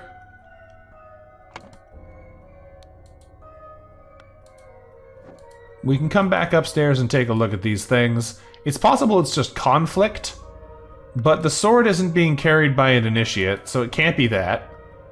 The sword must be borne by any Dark Hand. That's not the Dark Hands, so that can't be that either. The scepter must be worn by a Water Snake Master, which it's not. The scepter must be worn by a Dark Hand Master, which it is. The problem is the people aren't standing in the right places for the Discord one. So I'm a little unclear what exactly is going on there. It's also possible this isn't Jeffrey Sinclair, and this isn't David Goran, but I think almost certainly this is David Goran. Let's clean up these ones first, because we know what these are. This is Initiate, this is Steward, Master goes there. Now this will let us confirm our mask theories, because it's possible I just have them in the wrong place, but we know these are Proud Beasts. So the only question that's unclear to me is just... actually, we know this is... oh, we know this is a Dark Hand, but we don't know which Dark Hand it is. I would assume Dark Hands are the vampire-looking fellas and Water Snakes. Oh, that's what I did wrong. For some reason I thought those were dark hands, but it's actually these that are dark hands. That's a water snake mask? That does not look like a water snake to me. Alright, well, at least we know what's going on now. We just need to pull Proud Beast into there. Make this into Dark Hand. Dark Hand, Proud Beast, Water Snake, and that changes which ritual it is, because now we know which one's which. That means it is in fact the Ritual of Dispute. Where did that go? Dispute. So now it's the Ritual of Dispute. Dark Hand Initiate. Proud Beast Master. Am I supposed to put the names in here, or am I just supposed to say their ranks? Because I know who they are. But I don't know if that's what they want here, because they have the white slots as well. Do they just want me to put people's roles in here?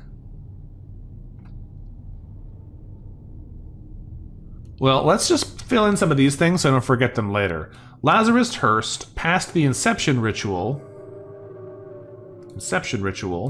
to become a Proud Beast Initiate. The other something died.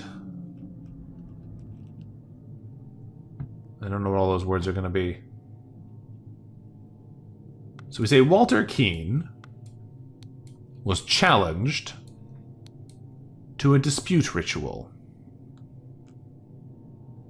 Is that what they're called? Hold on, it says on the wall here. Does not say. So we'll say it's challenged to a dispute ritual. He, along with David Gorin, ambushed a Dark Hand Initiate. Ambushed Dark Hand Initiate. David Gorin, I think, posing as a Dark Hand Initiate, signaled to Walter Keane with a what? What does he actually have on him? With a tray? He doesn't have a whole lot else to signal with. Which cup had no poison? Where's the word poison? There it is.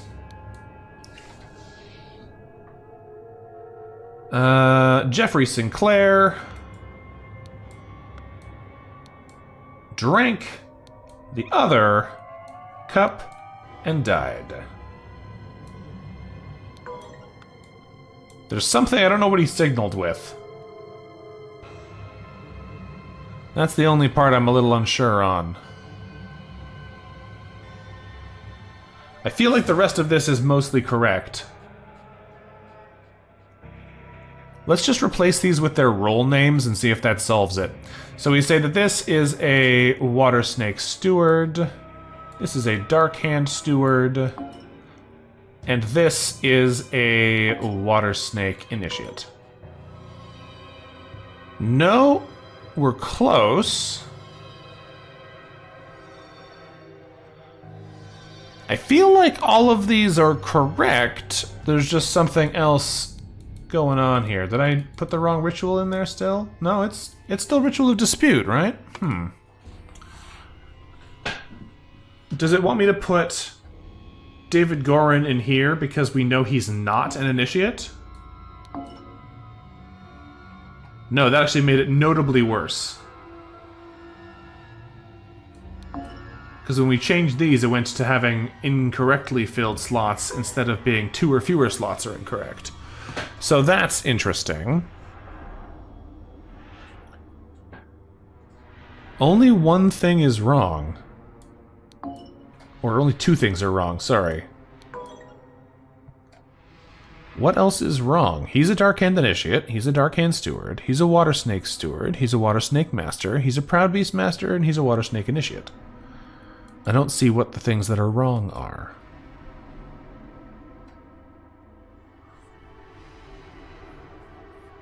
Because we have all the mask names confirmed over here, so we know that all the masks are on the right faces. Is there anything else going on here that would be different about this ritual of dispute?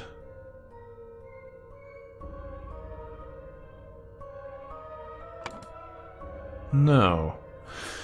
Curious. I'm not sure what it wants us to change there.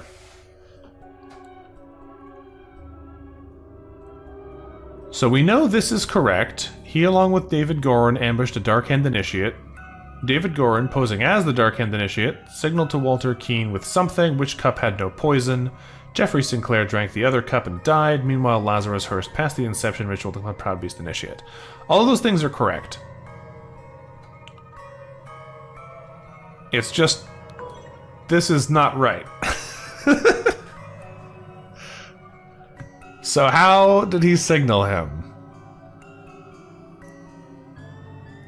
Is the question. That's the part that's not clear here. Is there something else that could be different? Am I just supposed to say that, like, is Jeffrey Sinclair not supposed to be in here? Because this could be ranks instead. Am I just supposed to say Water Snake Steward? Drank it? Interestingly enough, changing those did not change the fact that 2 or fewer slots are incorrect.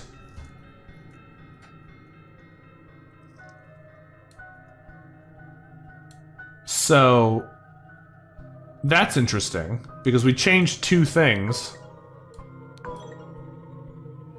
but it's still only 2 or fewer slots that are incorrect.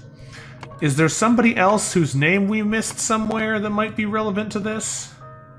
Because we know Jeffrey Sinclair is the one who is like, I will not support this.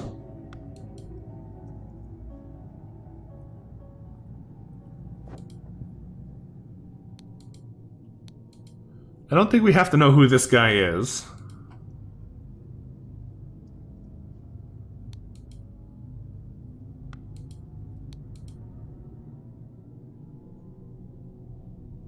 Yeah. Like, this tells us clearly that these are the 2 guys who broke in. We know David Gorin is one of them.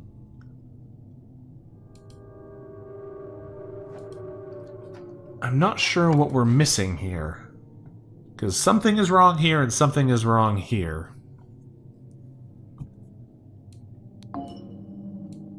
And changing the name here... It looks like the thing here... Okay, I think I see the issue. These are interchangeable.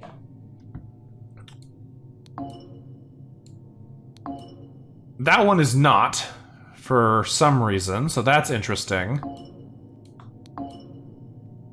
He's this one. This is him. It's a Water Snake Initiate, also. I don't know why I got confused about that, too. This is David Gorin. Yes. I got mixed up about who's who. He signaled to him with a vase. A tankard.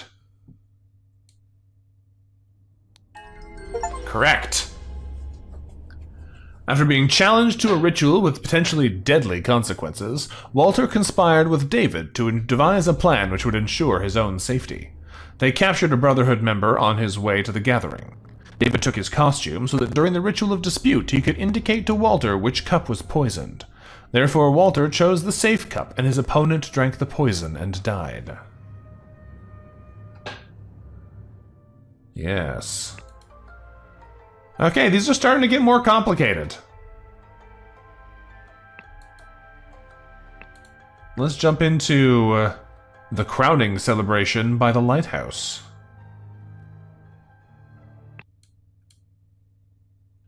The crowning celebration by the lighthouse.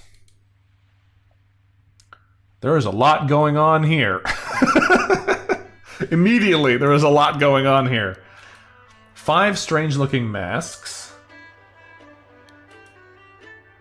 A dead water snake. This man is not breathing and has a severe wound at the back of his head. His arm appears to be broken. He has one of their cult rings.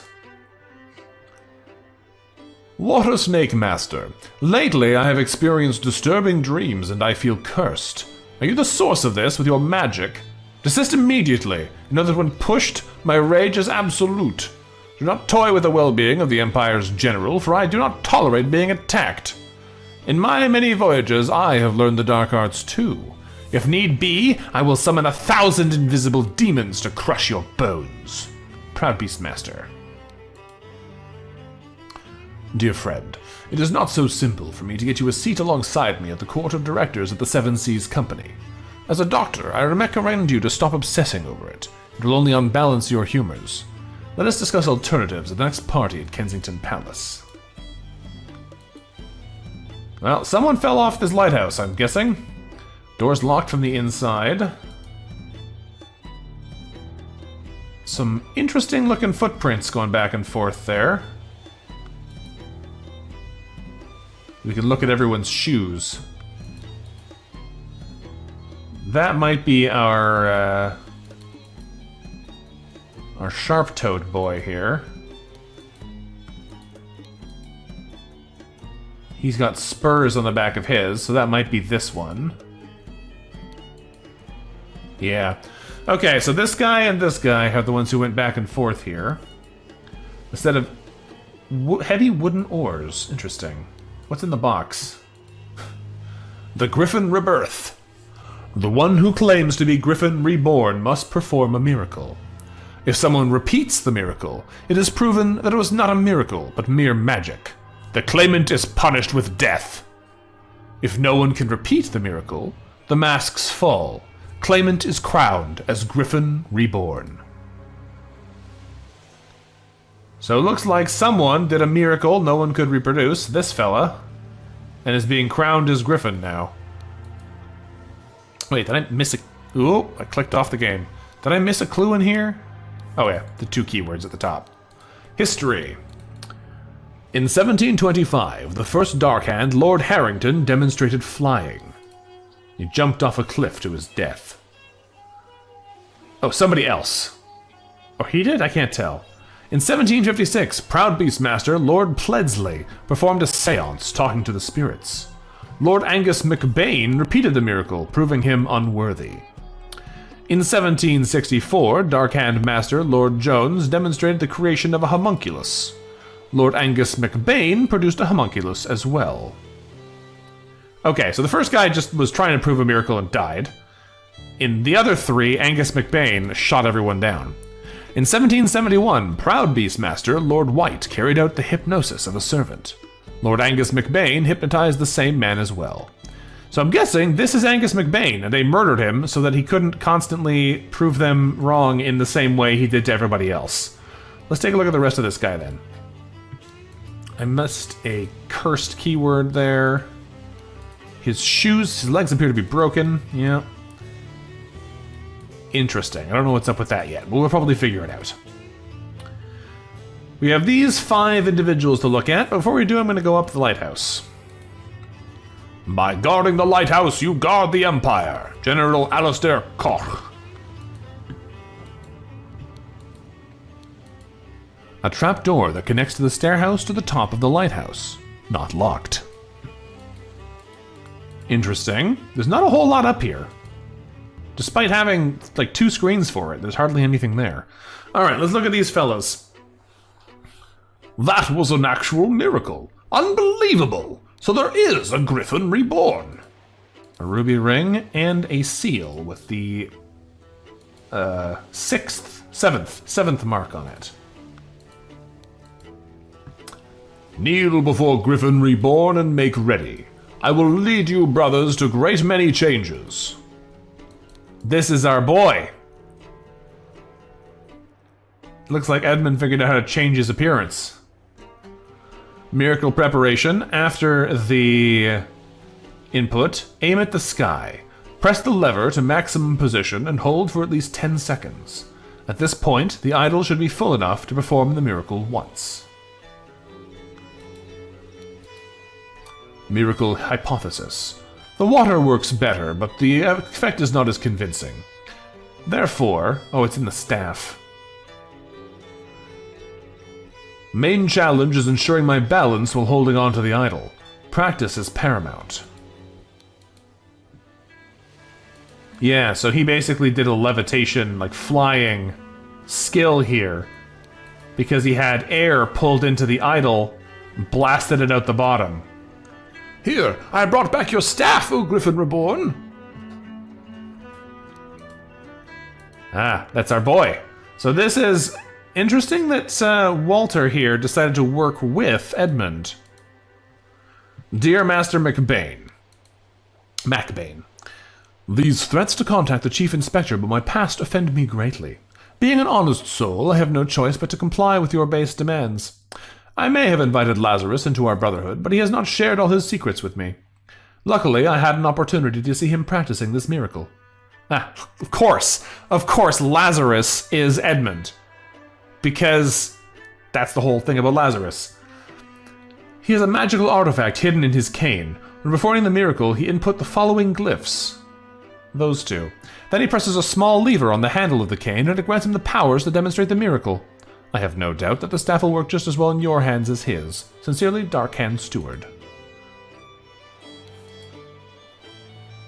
Yeah, so we know that the statue is in here with those two settings turned on. Golden idol is enclosed in the handle of an ornamental cane. And there's a piece broken off the bottom. So he has the bottom of the cane, or he broke it when he landed. Yeah, because it's a walking stick. He's a walking stick, so there's the bottom of the broken walking stick over there. What is this thing? A golden snuff box filled with opium powder. I see. What have you got for us here? What an honor to experience such a historical event. Is that the... Oh, what's his job? The lawyer from the beginning? Looks like it. Dear Watersnake Brother Maker, as the director of the Seven Seas Trading Company, I do not assess work applications. Please go through the official channels so my staff can evaluate your credentials as an attorney. Darkhand Master. It is the attorney. Protocol of an attempt to demonstrate a miracle. June 23rd, 1791. Location, the lighthouse on Gull Islet near the Horn of Codhead. Time, noon. Present, Lord Angus McBain, Lord Alistair Koch, James Turner, Sir Walter Keane, and Mr. Lazarus Hurst. In charge of notes, Mr. Nicholas Maker. We've got all the clues now.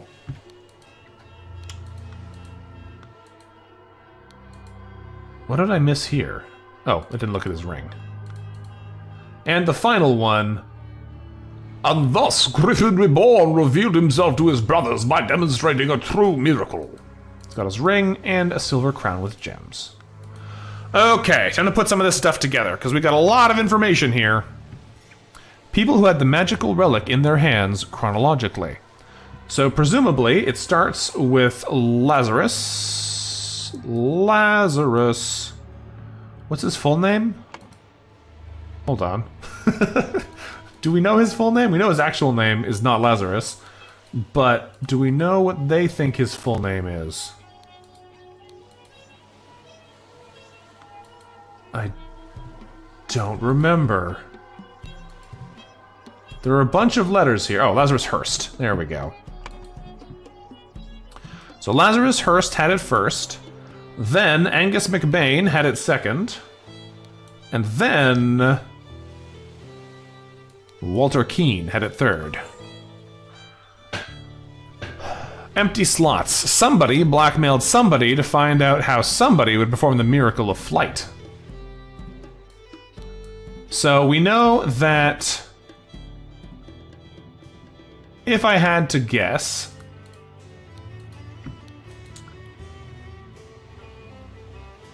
this means that McBain threatened our thief. So we can say then that Walter Keane was blackmailed by Angus McBain to find out how Lazarus Hurst would perform the flying miracle. Yeah, that one seems pretty obvious if you have this, but that's fine. Now we gotta name who is who. This is Angus McBain. We know that one already. This is Walter Keane. We got Lazarus Hurst here in the middle. And we just got to identify our other friends. I believe this is James Maker. Is that his name? We can check in the list of names, which is not this one. It is here. So Angus McBain and Alistair Cook are probably those two. It is Walter Keane and James Turner. So it's James Turner. But he's Maker for sure. What's Maker's name? Hold on a second. Nicholas Maker. That's what it was. Nicholas Maker is there. So now we have the last two here to identify correctly. Alistair Cook and Angus McBain. I think we know a little bit of... No, Angus McBain is dead over here. So we have Alistair Cook and James Turner. I'm going to say this guy is probably the Lord. That just seems likely to me. Your name's Alistair. Fair enough. Yeah, I'm going to say he's Alistair. I believe we know that because of a letter that he has.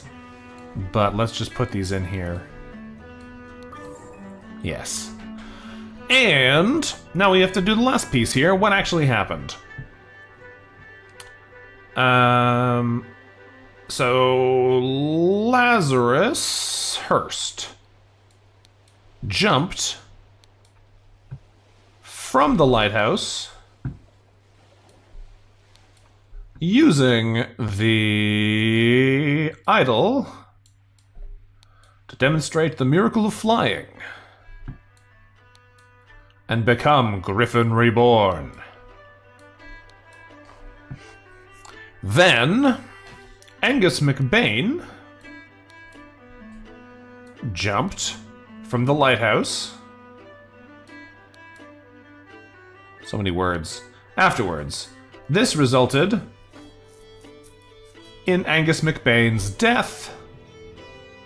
Where's the name? There it is. Angus McBain's death from a head wound. When Lazarus Hurst jumped from the lighthouse and survived using the hidden golden idol, Master Angus McBain thought he had enough information to repeat the miracle and prevent Lazarus from becoming Griffin Reborn. He seized the staff and locked the lighthouse door to prevent foul play. However, he did not know all the secrets of the idol. It did not work for him, and Angus jumped to his death.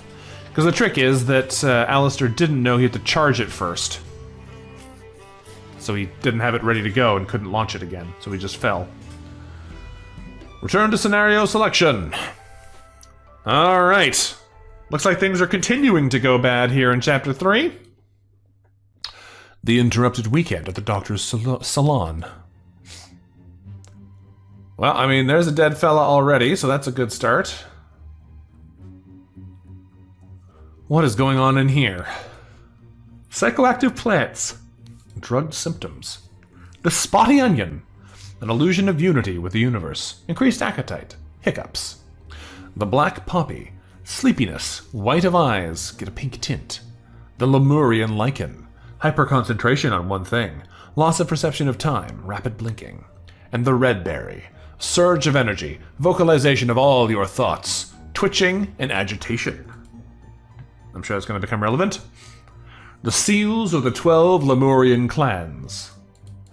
We're gonna need these later. Great. I like how it's the number of points that this is based on. So it's 1 point, 2 points, 3 points, 4 points, 5 points, 6, 7, 8, 9, 10, and 11. Although 11 seems a little like an odd way to show 11.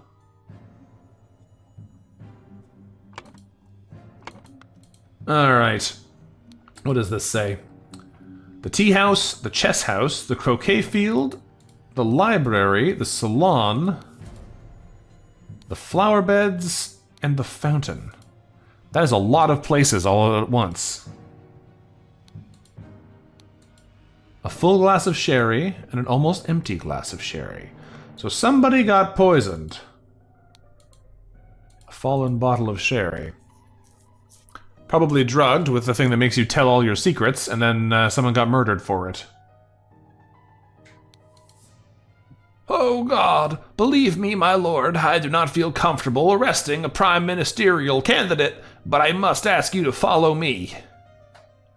Constable number 1, Arthur Faulkner. Got a clean constable's pike. He's got a lot of testimonies. We're gonna come back to that one in a minute. Let's put Arthur Faulkner in there. Okay. Oh Lord, I did not expect something like this in our household. Slightly grassy garden shears. This is such a mess. However, we will clean the blood out of the rug. He's got the drugged eyes from the spotty onion. No, from the Lemurian... No, black poppy. That's the one. The butler is on the poppy.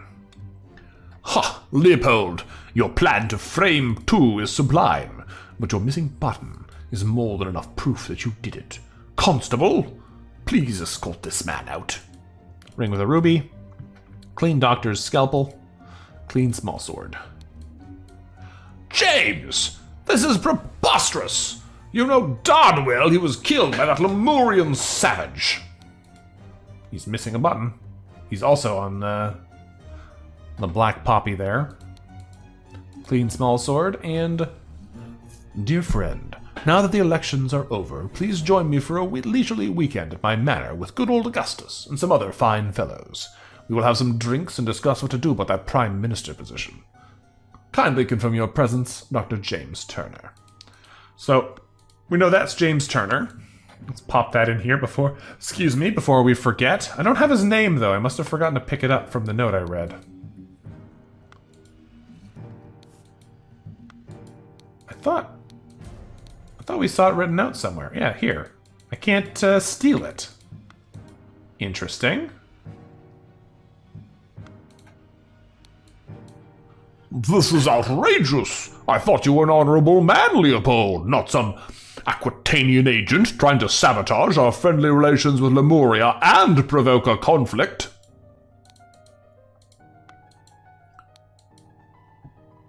He stole his life, just like that. The doctor's a smart man since he saw through his lies. Dear friend, at one of the balls you said you would love to meet someone actually interesting. I'm having a weekend of drinks at my manor, and a prince from the 11th clan of Lemuria will be joining us. Please do us the honor of your company, too. Kindly confirm your presence, Dr. James Turner. I hope the host did not notice me when he was leaning over to the sleeping eye patch, gentlemen. It's a weird thing to say.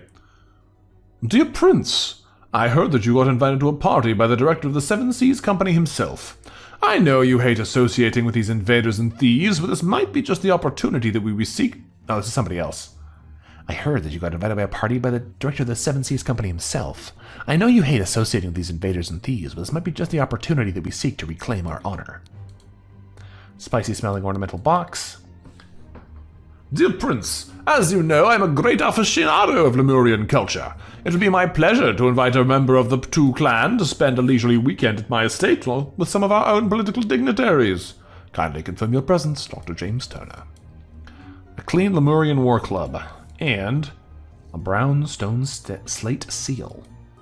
So he is a member of the 1, 2, 3, 4, 5, 6, 7, 8 family? I think? It's not the same as the one that's on here. But it would be 8 points. So I don't know. I'm not sure what to make of those yet. What is this? A boomerang. What is this? The button. What is this? The dead man. The man is not breathing and has a huge vertical wound on his forehead. We had a clean small sword. Dear friend, the elections are over, so let's uphold tradition and have a leisurely weekend at my place with you and Leopold and discuss the Prime Minister situation. Please join us on May 12th. Listen, apologies for the shouting match yesterday. Let's continue our discussion at noon. Leo. Alright, time to go through all of these testimonies. Leopold claims that, firstly, had a glass of sherry with James in the library and became drowsy. As he was falling asleep, he saw the Lemurian observing him through the glass door. He woke up, found the butler on the floor asleep. Woke up the butler, entered the salon and found the body. Upon inspecting the weapon, deduced that the Lemurian was the murderer. Instructed the butler to raise the alarm. Gideon claims that first he played croquet with Ergen in the morning. They got bored and went to drink tea in the tea house. Ergen drew his attention to the interesting design of the chess house. Saw Lord Alistair Koch lecture the butler. Saw Master Turner come to the chess house and send the butler away, just as Ergen was remarking on the beauty of the chess house. Saw Lord Alistair leave the chess house and return shortly afterwards. Slightly difficult to understand what he says, potentially because he has challenges with our language. Claims that everything young Master Bell says is absolutely correct. So he's Ergen Patu, then. Claims that he drank a glass of sour sherry with Blanchard in the library in the morning. Then he went to the chess house where he found Lord Alistair and the butler. Ordered the butler to clean up the library and get rid of the bad sherry. Spent the rest of the time playing chess with Alistair until the alarm was raised. As the master of the house, he led the interrogation of the suspects. Claims that in the morning he practiced chess at the chess house and educated the butler in his lack of military training. Sometime in the afternoon, Dr. Turner arrived and sent the butler away. They played together and he was very close to winning when the alarm was raised. Podrick claims that he served Lord Alistair in the chess house in the morning. His master arrived and instructed him to dispose of the spoilt sherry that he and Lord Leopold had drunk, and then go to assist Mr. Spade in the garden. On entering the library to take away the glasses, found Lord Leopold asleep. Suddenly was overcome by dizziness and fainted due to his weak heart. Was woken by Lord Leopold and instructed to raise the alarm, then saw the deceased lying in the salon. And Billiam Spade, planted and pruned all morning by the chrysanthemum bush, saw the young gentleman and the foreigner leave the croquet and go behind the manor. In the afternoon, moved to the rose bush. From there saw Lord Augustus leave the fountain at around noon. Continued his work on the roses until the alarm was raised by Mr. Hill. Oh, we are going to have a lot of names and things to sort out in this one, aren't we? Let's go out of this room to some other locations. Are we going there, or are we just looking at them? That is a heck of a fountain. The London Gazetteer. Who will be the new Prime Minister? The New Order Party with 36 votes, the Moderates with 32, and the Loyalists with 29. The New Order Party have the most MPs, but it is clear the two old parties will form a coalition. This means either the Loyalist leader Blanchard or Moderate leader Valentine will become the Prime Minister, leaving Lazarus Hearst and his party in the opposition. So Lazarus is the leader of the New Order Party, it looks like. And they're saying these two are going to team up so that he can't become the Prime Minister. Interesting.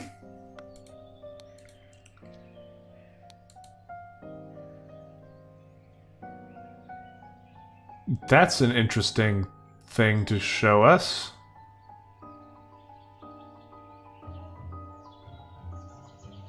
Someone is obviously very close to winning.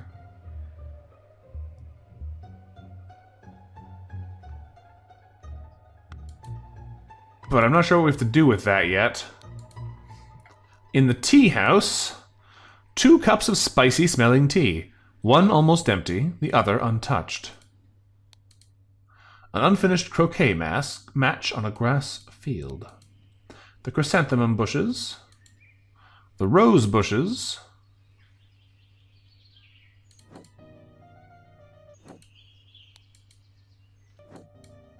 Weird. You can come in from both sides, but if you go here, you have to click on the door first.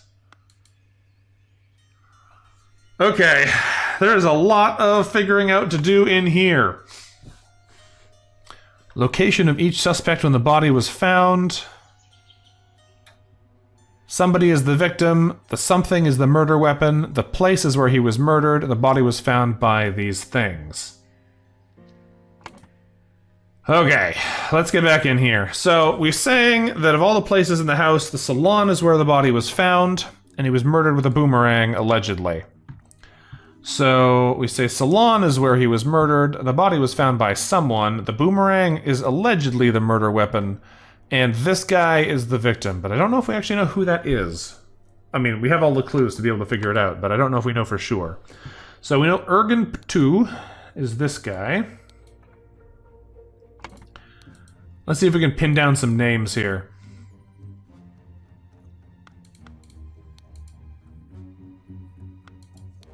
I'm pretty sure we know, based on the fact that this is Leopold.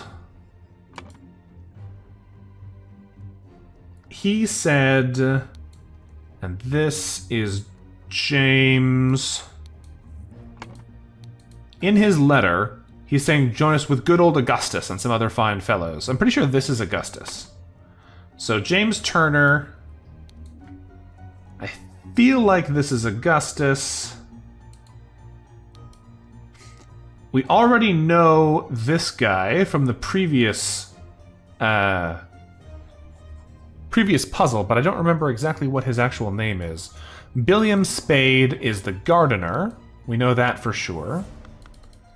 Because somebody was giving us a very good clue about it. Yeah. He was doing this, and Mr. Spade was the one that the butler had to work with. Who's the butler? Because of all the people we have of reports from, Augustus isn't one of them, because he's dead. So I think that's a good backup on the proof that that's who that is. We do know as well, this is the master of the house, but we knew that to begin with. Ergen Ptu says that Master Bell is absolutely correct, but we don't know necessarily who Master Bell is. We know Master Hill raised the alarm.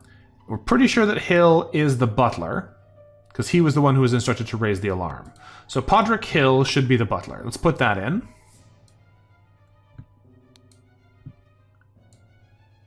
There we go.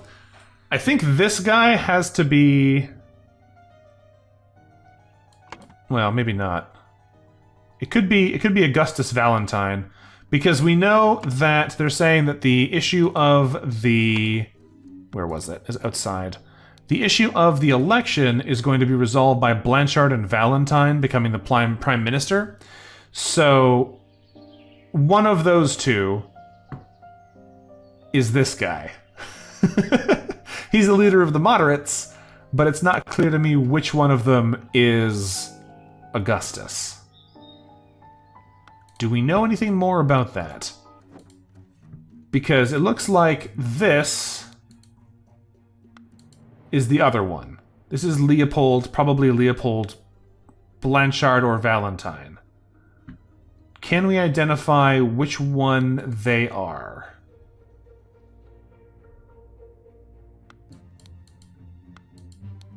He doesn't say the name. That's James's message again. Because, yeah, these are the two other political leaders that are going to be relevant here. It's just not clear which one is which.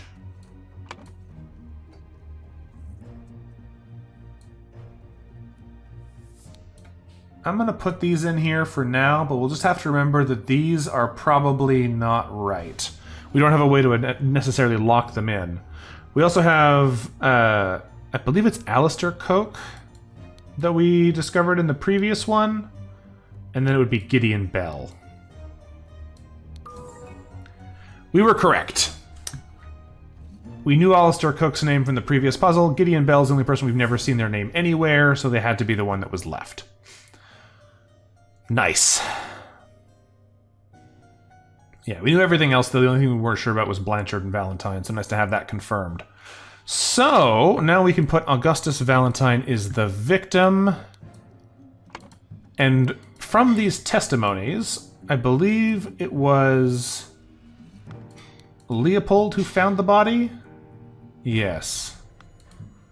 So Leopold found the body.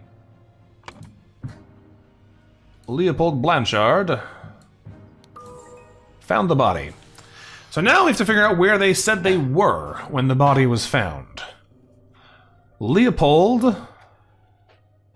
Oh, this is why we need these. The loyalist, the general, the young man. I mean, it's for the locations, but it's a bit weird that they've laid them out like this. Okay, so when the body was found, where were they all? Leopold was in the salon, because he's the one who found him. So the loyalist, Leopold, was in the salon. Salon. The gardener said that he was in the garden, which would make sense, right, Billiam? He was at the rose bush. So I'm going to say that he was in the garden. Unsurprisingly, the gardener was in the garden. The butler, where was he? When the body was found, he was in the library. So it looks like he got drunk at this point on the drugged sherry and passed out. So he was in the library when the body was found. The doctor...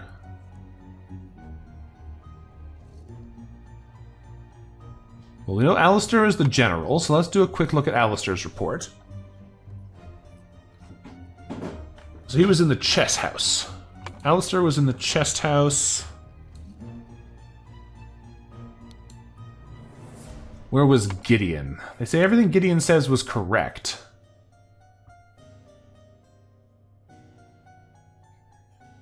So it sounds like he was also at the chess house. They played croquet for a while, they went to the tea house, they went to the chess house. While he was there, he saw Alistair leave the chess house and return to the show shortly afterwards. So he's probably at the chess house also. Where was Ergen?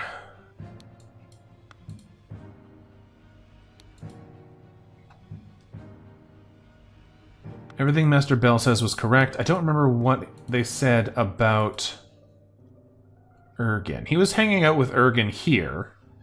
Yeah, so they were both at the chess house. So we just need to identify where the doctor was then.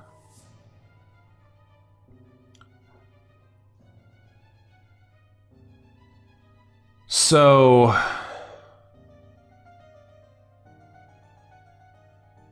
who's the doctor? I got lost here for a little bit. Is James the doctor? I guess he must be.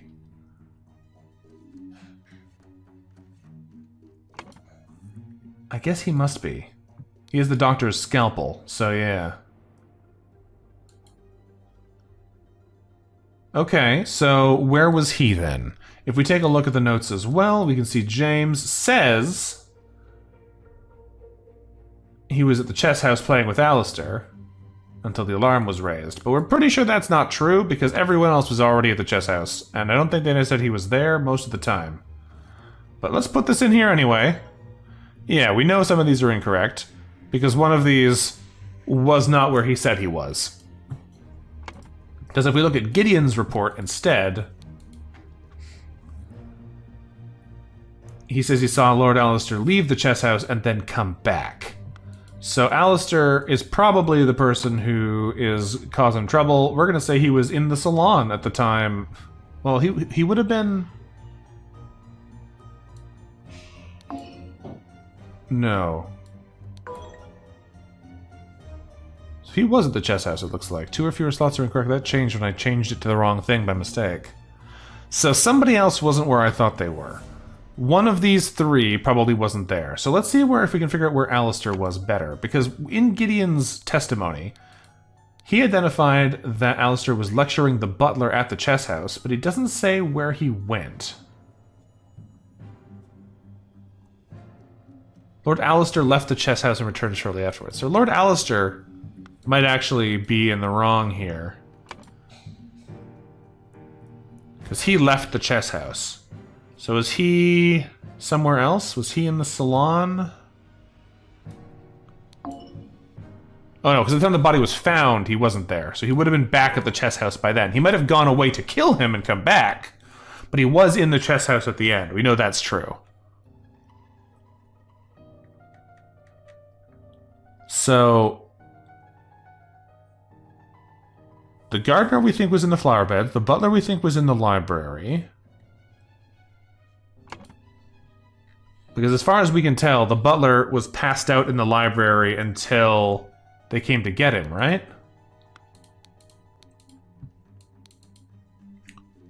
Was woken by Lord Leopold and instructed to raise the alarm, then saw the deceased lying in the salon. Because he was in the library at the time. He might have been lying, because we know he was on drugs at the time, so that might not have been it, but it seems like it could be.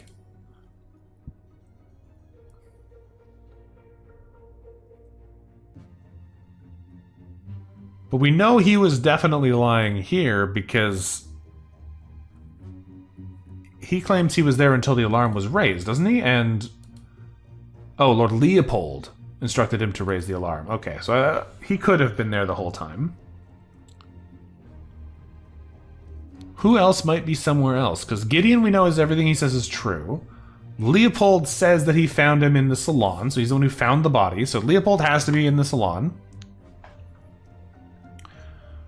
The doctor was in the chess house, the young man and the prince were both hanging out at the chess house, the general was at the chess house, the butler was asleep in the library, and the gardener was in the flower beds. Unless they were just in the wrong places. Unless, hold on a second, is the rose bush at the fountain? Is that the assumption I'm making wrong here? No. The rose bush is just a different flower bed.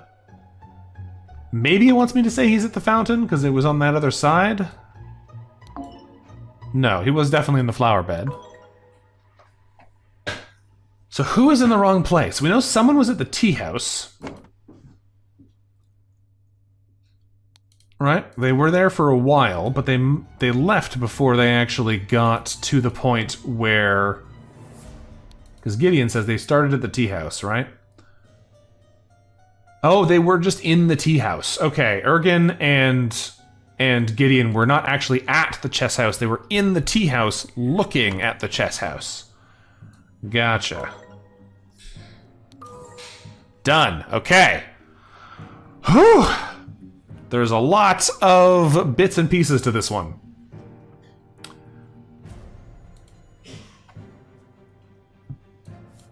What are we doing with this? Let's sort these again so they're not quite so scrambled. Early in the morning.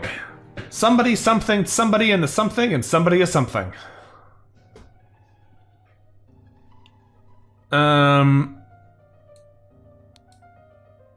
Planted a button.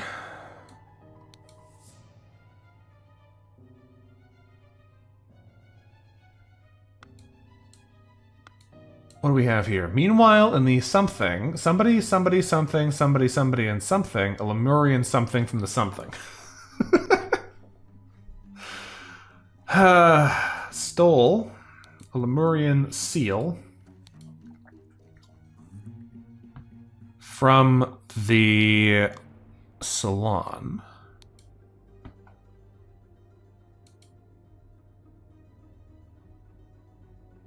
Lemurian boomerang from the somewhere else? I don't know. Is there a thing missing up here? Yes. So he stole the boomerang from the salon. It wasn't the seal that was stolen.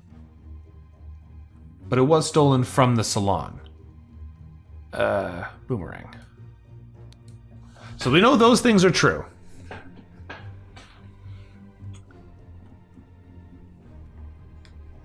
Or at least they're likely.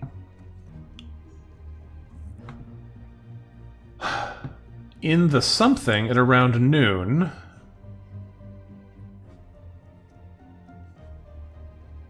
somebody...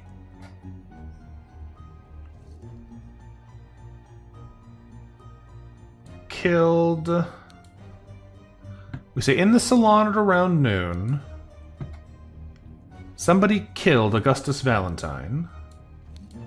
and planted the button on him to frame Leopold Blanchard. This part I think is correct. This part I think is correct. I don't know who did the murder yet. It's probably Alistair, based on the strangeness of their actions. But we're not sure about who actually did this yet. What else did we find here? Now, I believe Leopold is on drugs, is that correct? Yes. So Leopold was drugged in the salon when they were drinking sherry. So, in the library...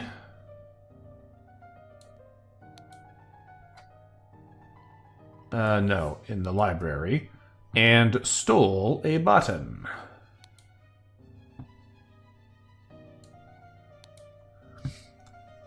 Drugged Leopold Blanchard in the library. I'm going to say that it was Alistair again, because he seems the most suspicious. But if we look at the actual where Alistair says he doesn't say he was anywhere in the library. Leopold said he had left a sherry with James in the library. So it could just be James did it all. It would make sense. He's the person who did all the interrogating and mentions the button. So let's just change it and replace those with all saying James Turner. James Turner drugged him. James Turner killed him. Now, we have one last section in here to fill in. Meanwhile, in the something, somebody, something, and somebody had stole a Marian boomerang. I don't think it's provoke. I think it's drugged again. I think it's meanwhile in the library. No. I don't know what's going on here. Because somebody stole something from the salon. But it's unclear to me what happened in the middle. Because they're saying meanwhile, so at the same time early in the morning.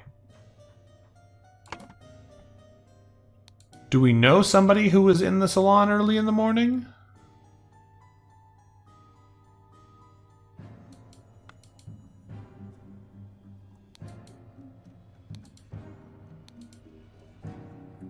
I don't know. Because we know that Alistair was moving around doing some suspicious stuff. And he says he never left the room. But Gideon says Alistair left and came back. So that is definitely suspicious.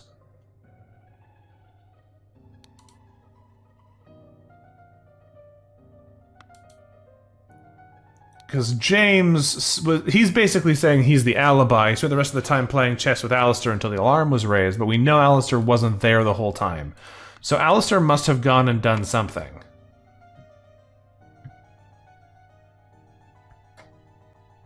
So we say Alistair Koch drugged the butler, Podrick Hill, because he's also drugged, in the library. No.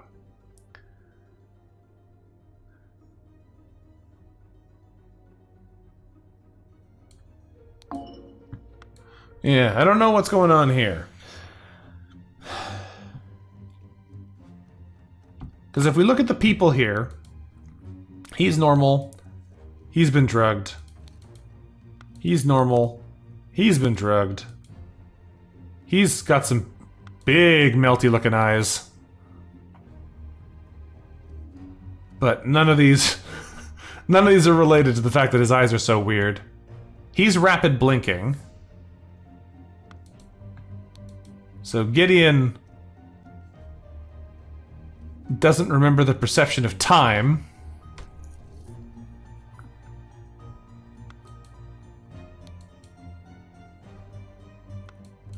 This is getting confusing. So Gideon doesn't know the order of events. So that might be a problem with this. His things are all true, but they might be in the wrong order.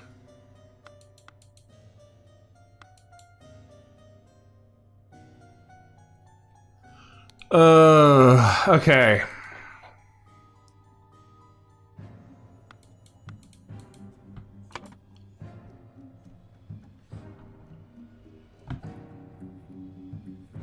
What else might have happened here in the middle?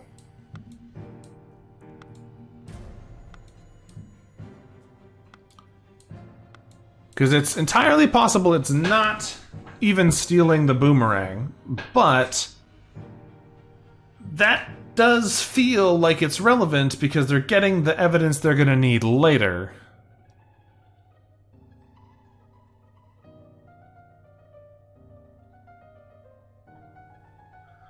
And James and Leopold were the only people early in the morning in the library, right?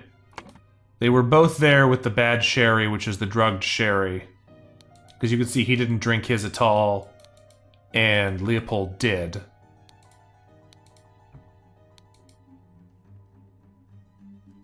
Yeah, so he drugged him in the morning.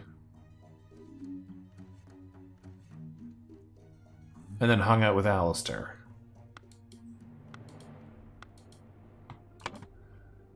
So he definitely did this. This part is definitely correct. It's not 100% clear if James killed him. It's possible that it was Alistair who killed him.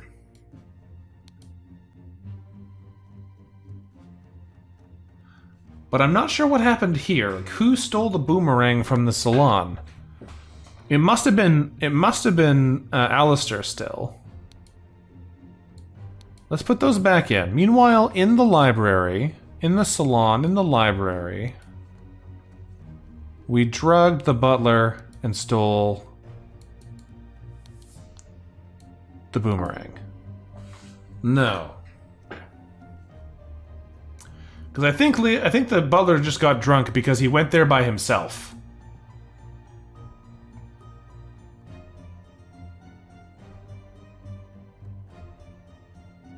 Right?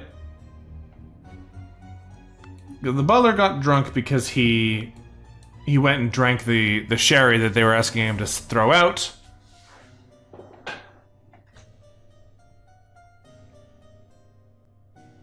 What else could he have done here?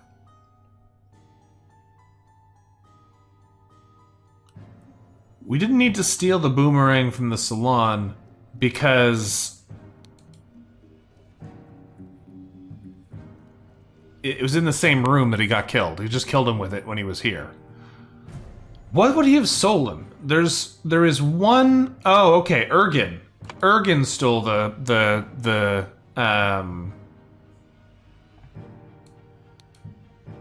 Ergen 2 stole a Lemurian seal from the salon because he has it in his pocket. It's there right now.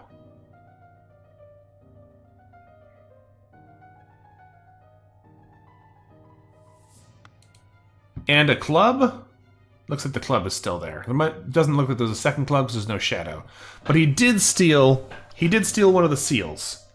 Because it's missing from the board. It's missing the 11 seal, I think. Which is the one that he has.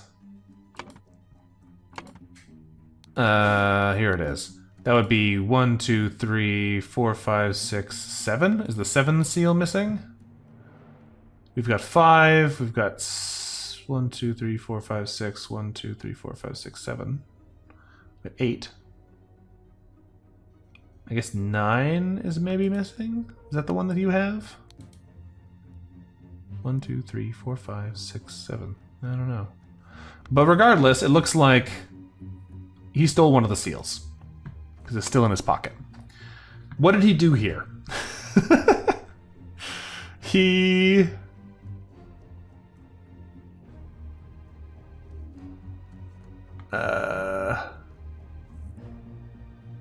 Maybe he killed the guy. Maybe he killed Alistair...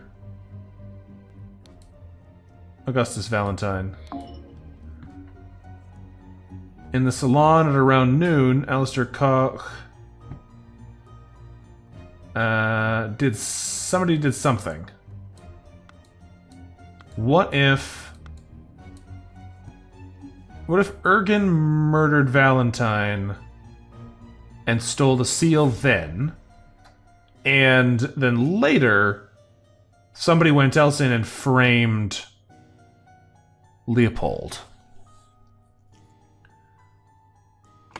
I think it would be weird if Ergen actually did murder him, but it would make sense if what's actually happened here is that Gideon has no sense of time, so he doesn't remember when these things happened. So that let Ergen leave and come back. And Ergen is basically just like, yep, this guy said everything correctly. Because he, we know, has a thing of drugs on him, which is these, which makes him lose perception of time. So he drugged his friend there. So what if we say instead it's in the tea house? Meal in the tea house. Ergen 2 drugged Gideon Bell and stole a Lemurian seal from the salon. And in the salon at around noon, Alistair killed Augustus. Yes, that is it. Whew! That was a hard one.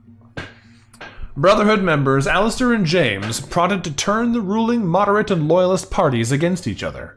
Over the course of a weekend at James's manor, Alistair murdered the moderate leader and James framed the loyalist leader. Whew! That was a tough one. This is kind of just like a mostly irrelevant thing that happened in the middle of this scheme.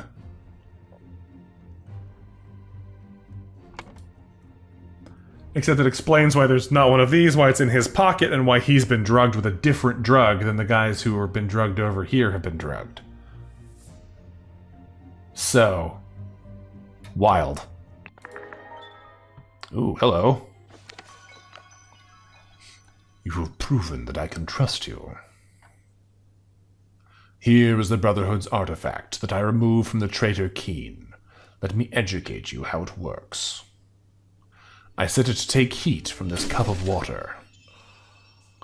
Then I change the symbols and use the idol to give that heat to something else. But there is much more that the idol can do. Alright, so, the conspiracy continues. It looks like there's maybe only 2 sections left.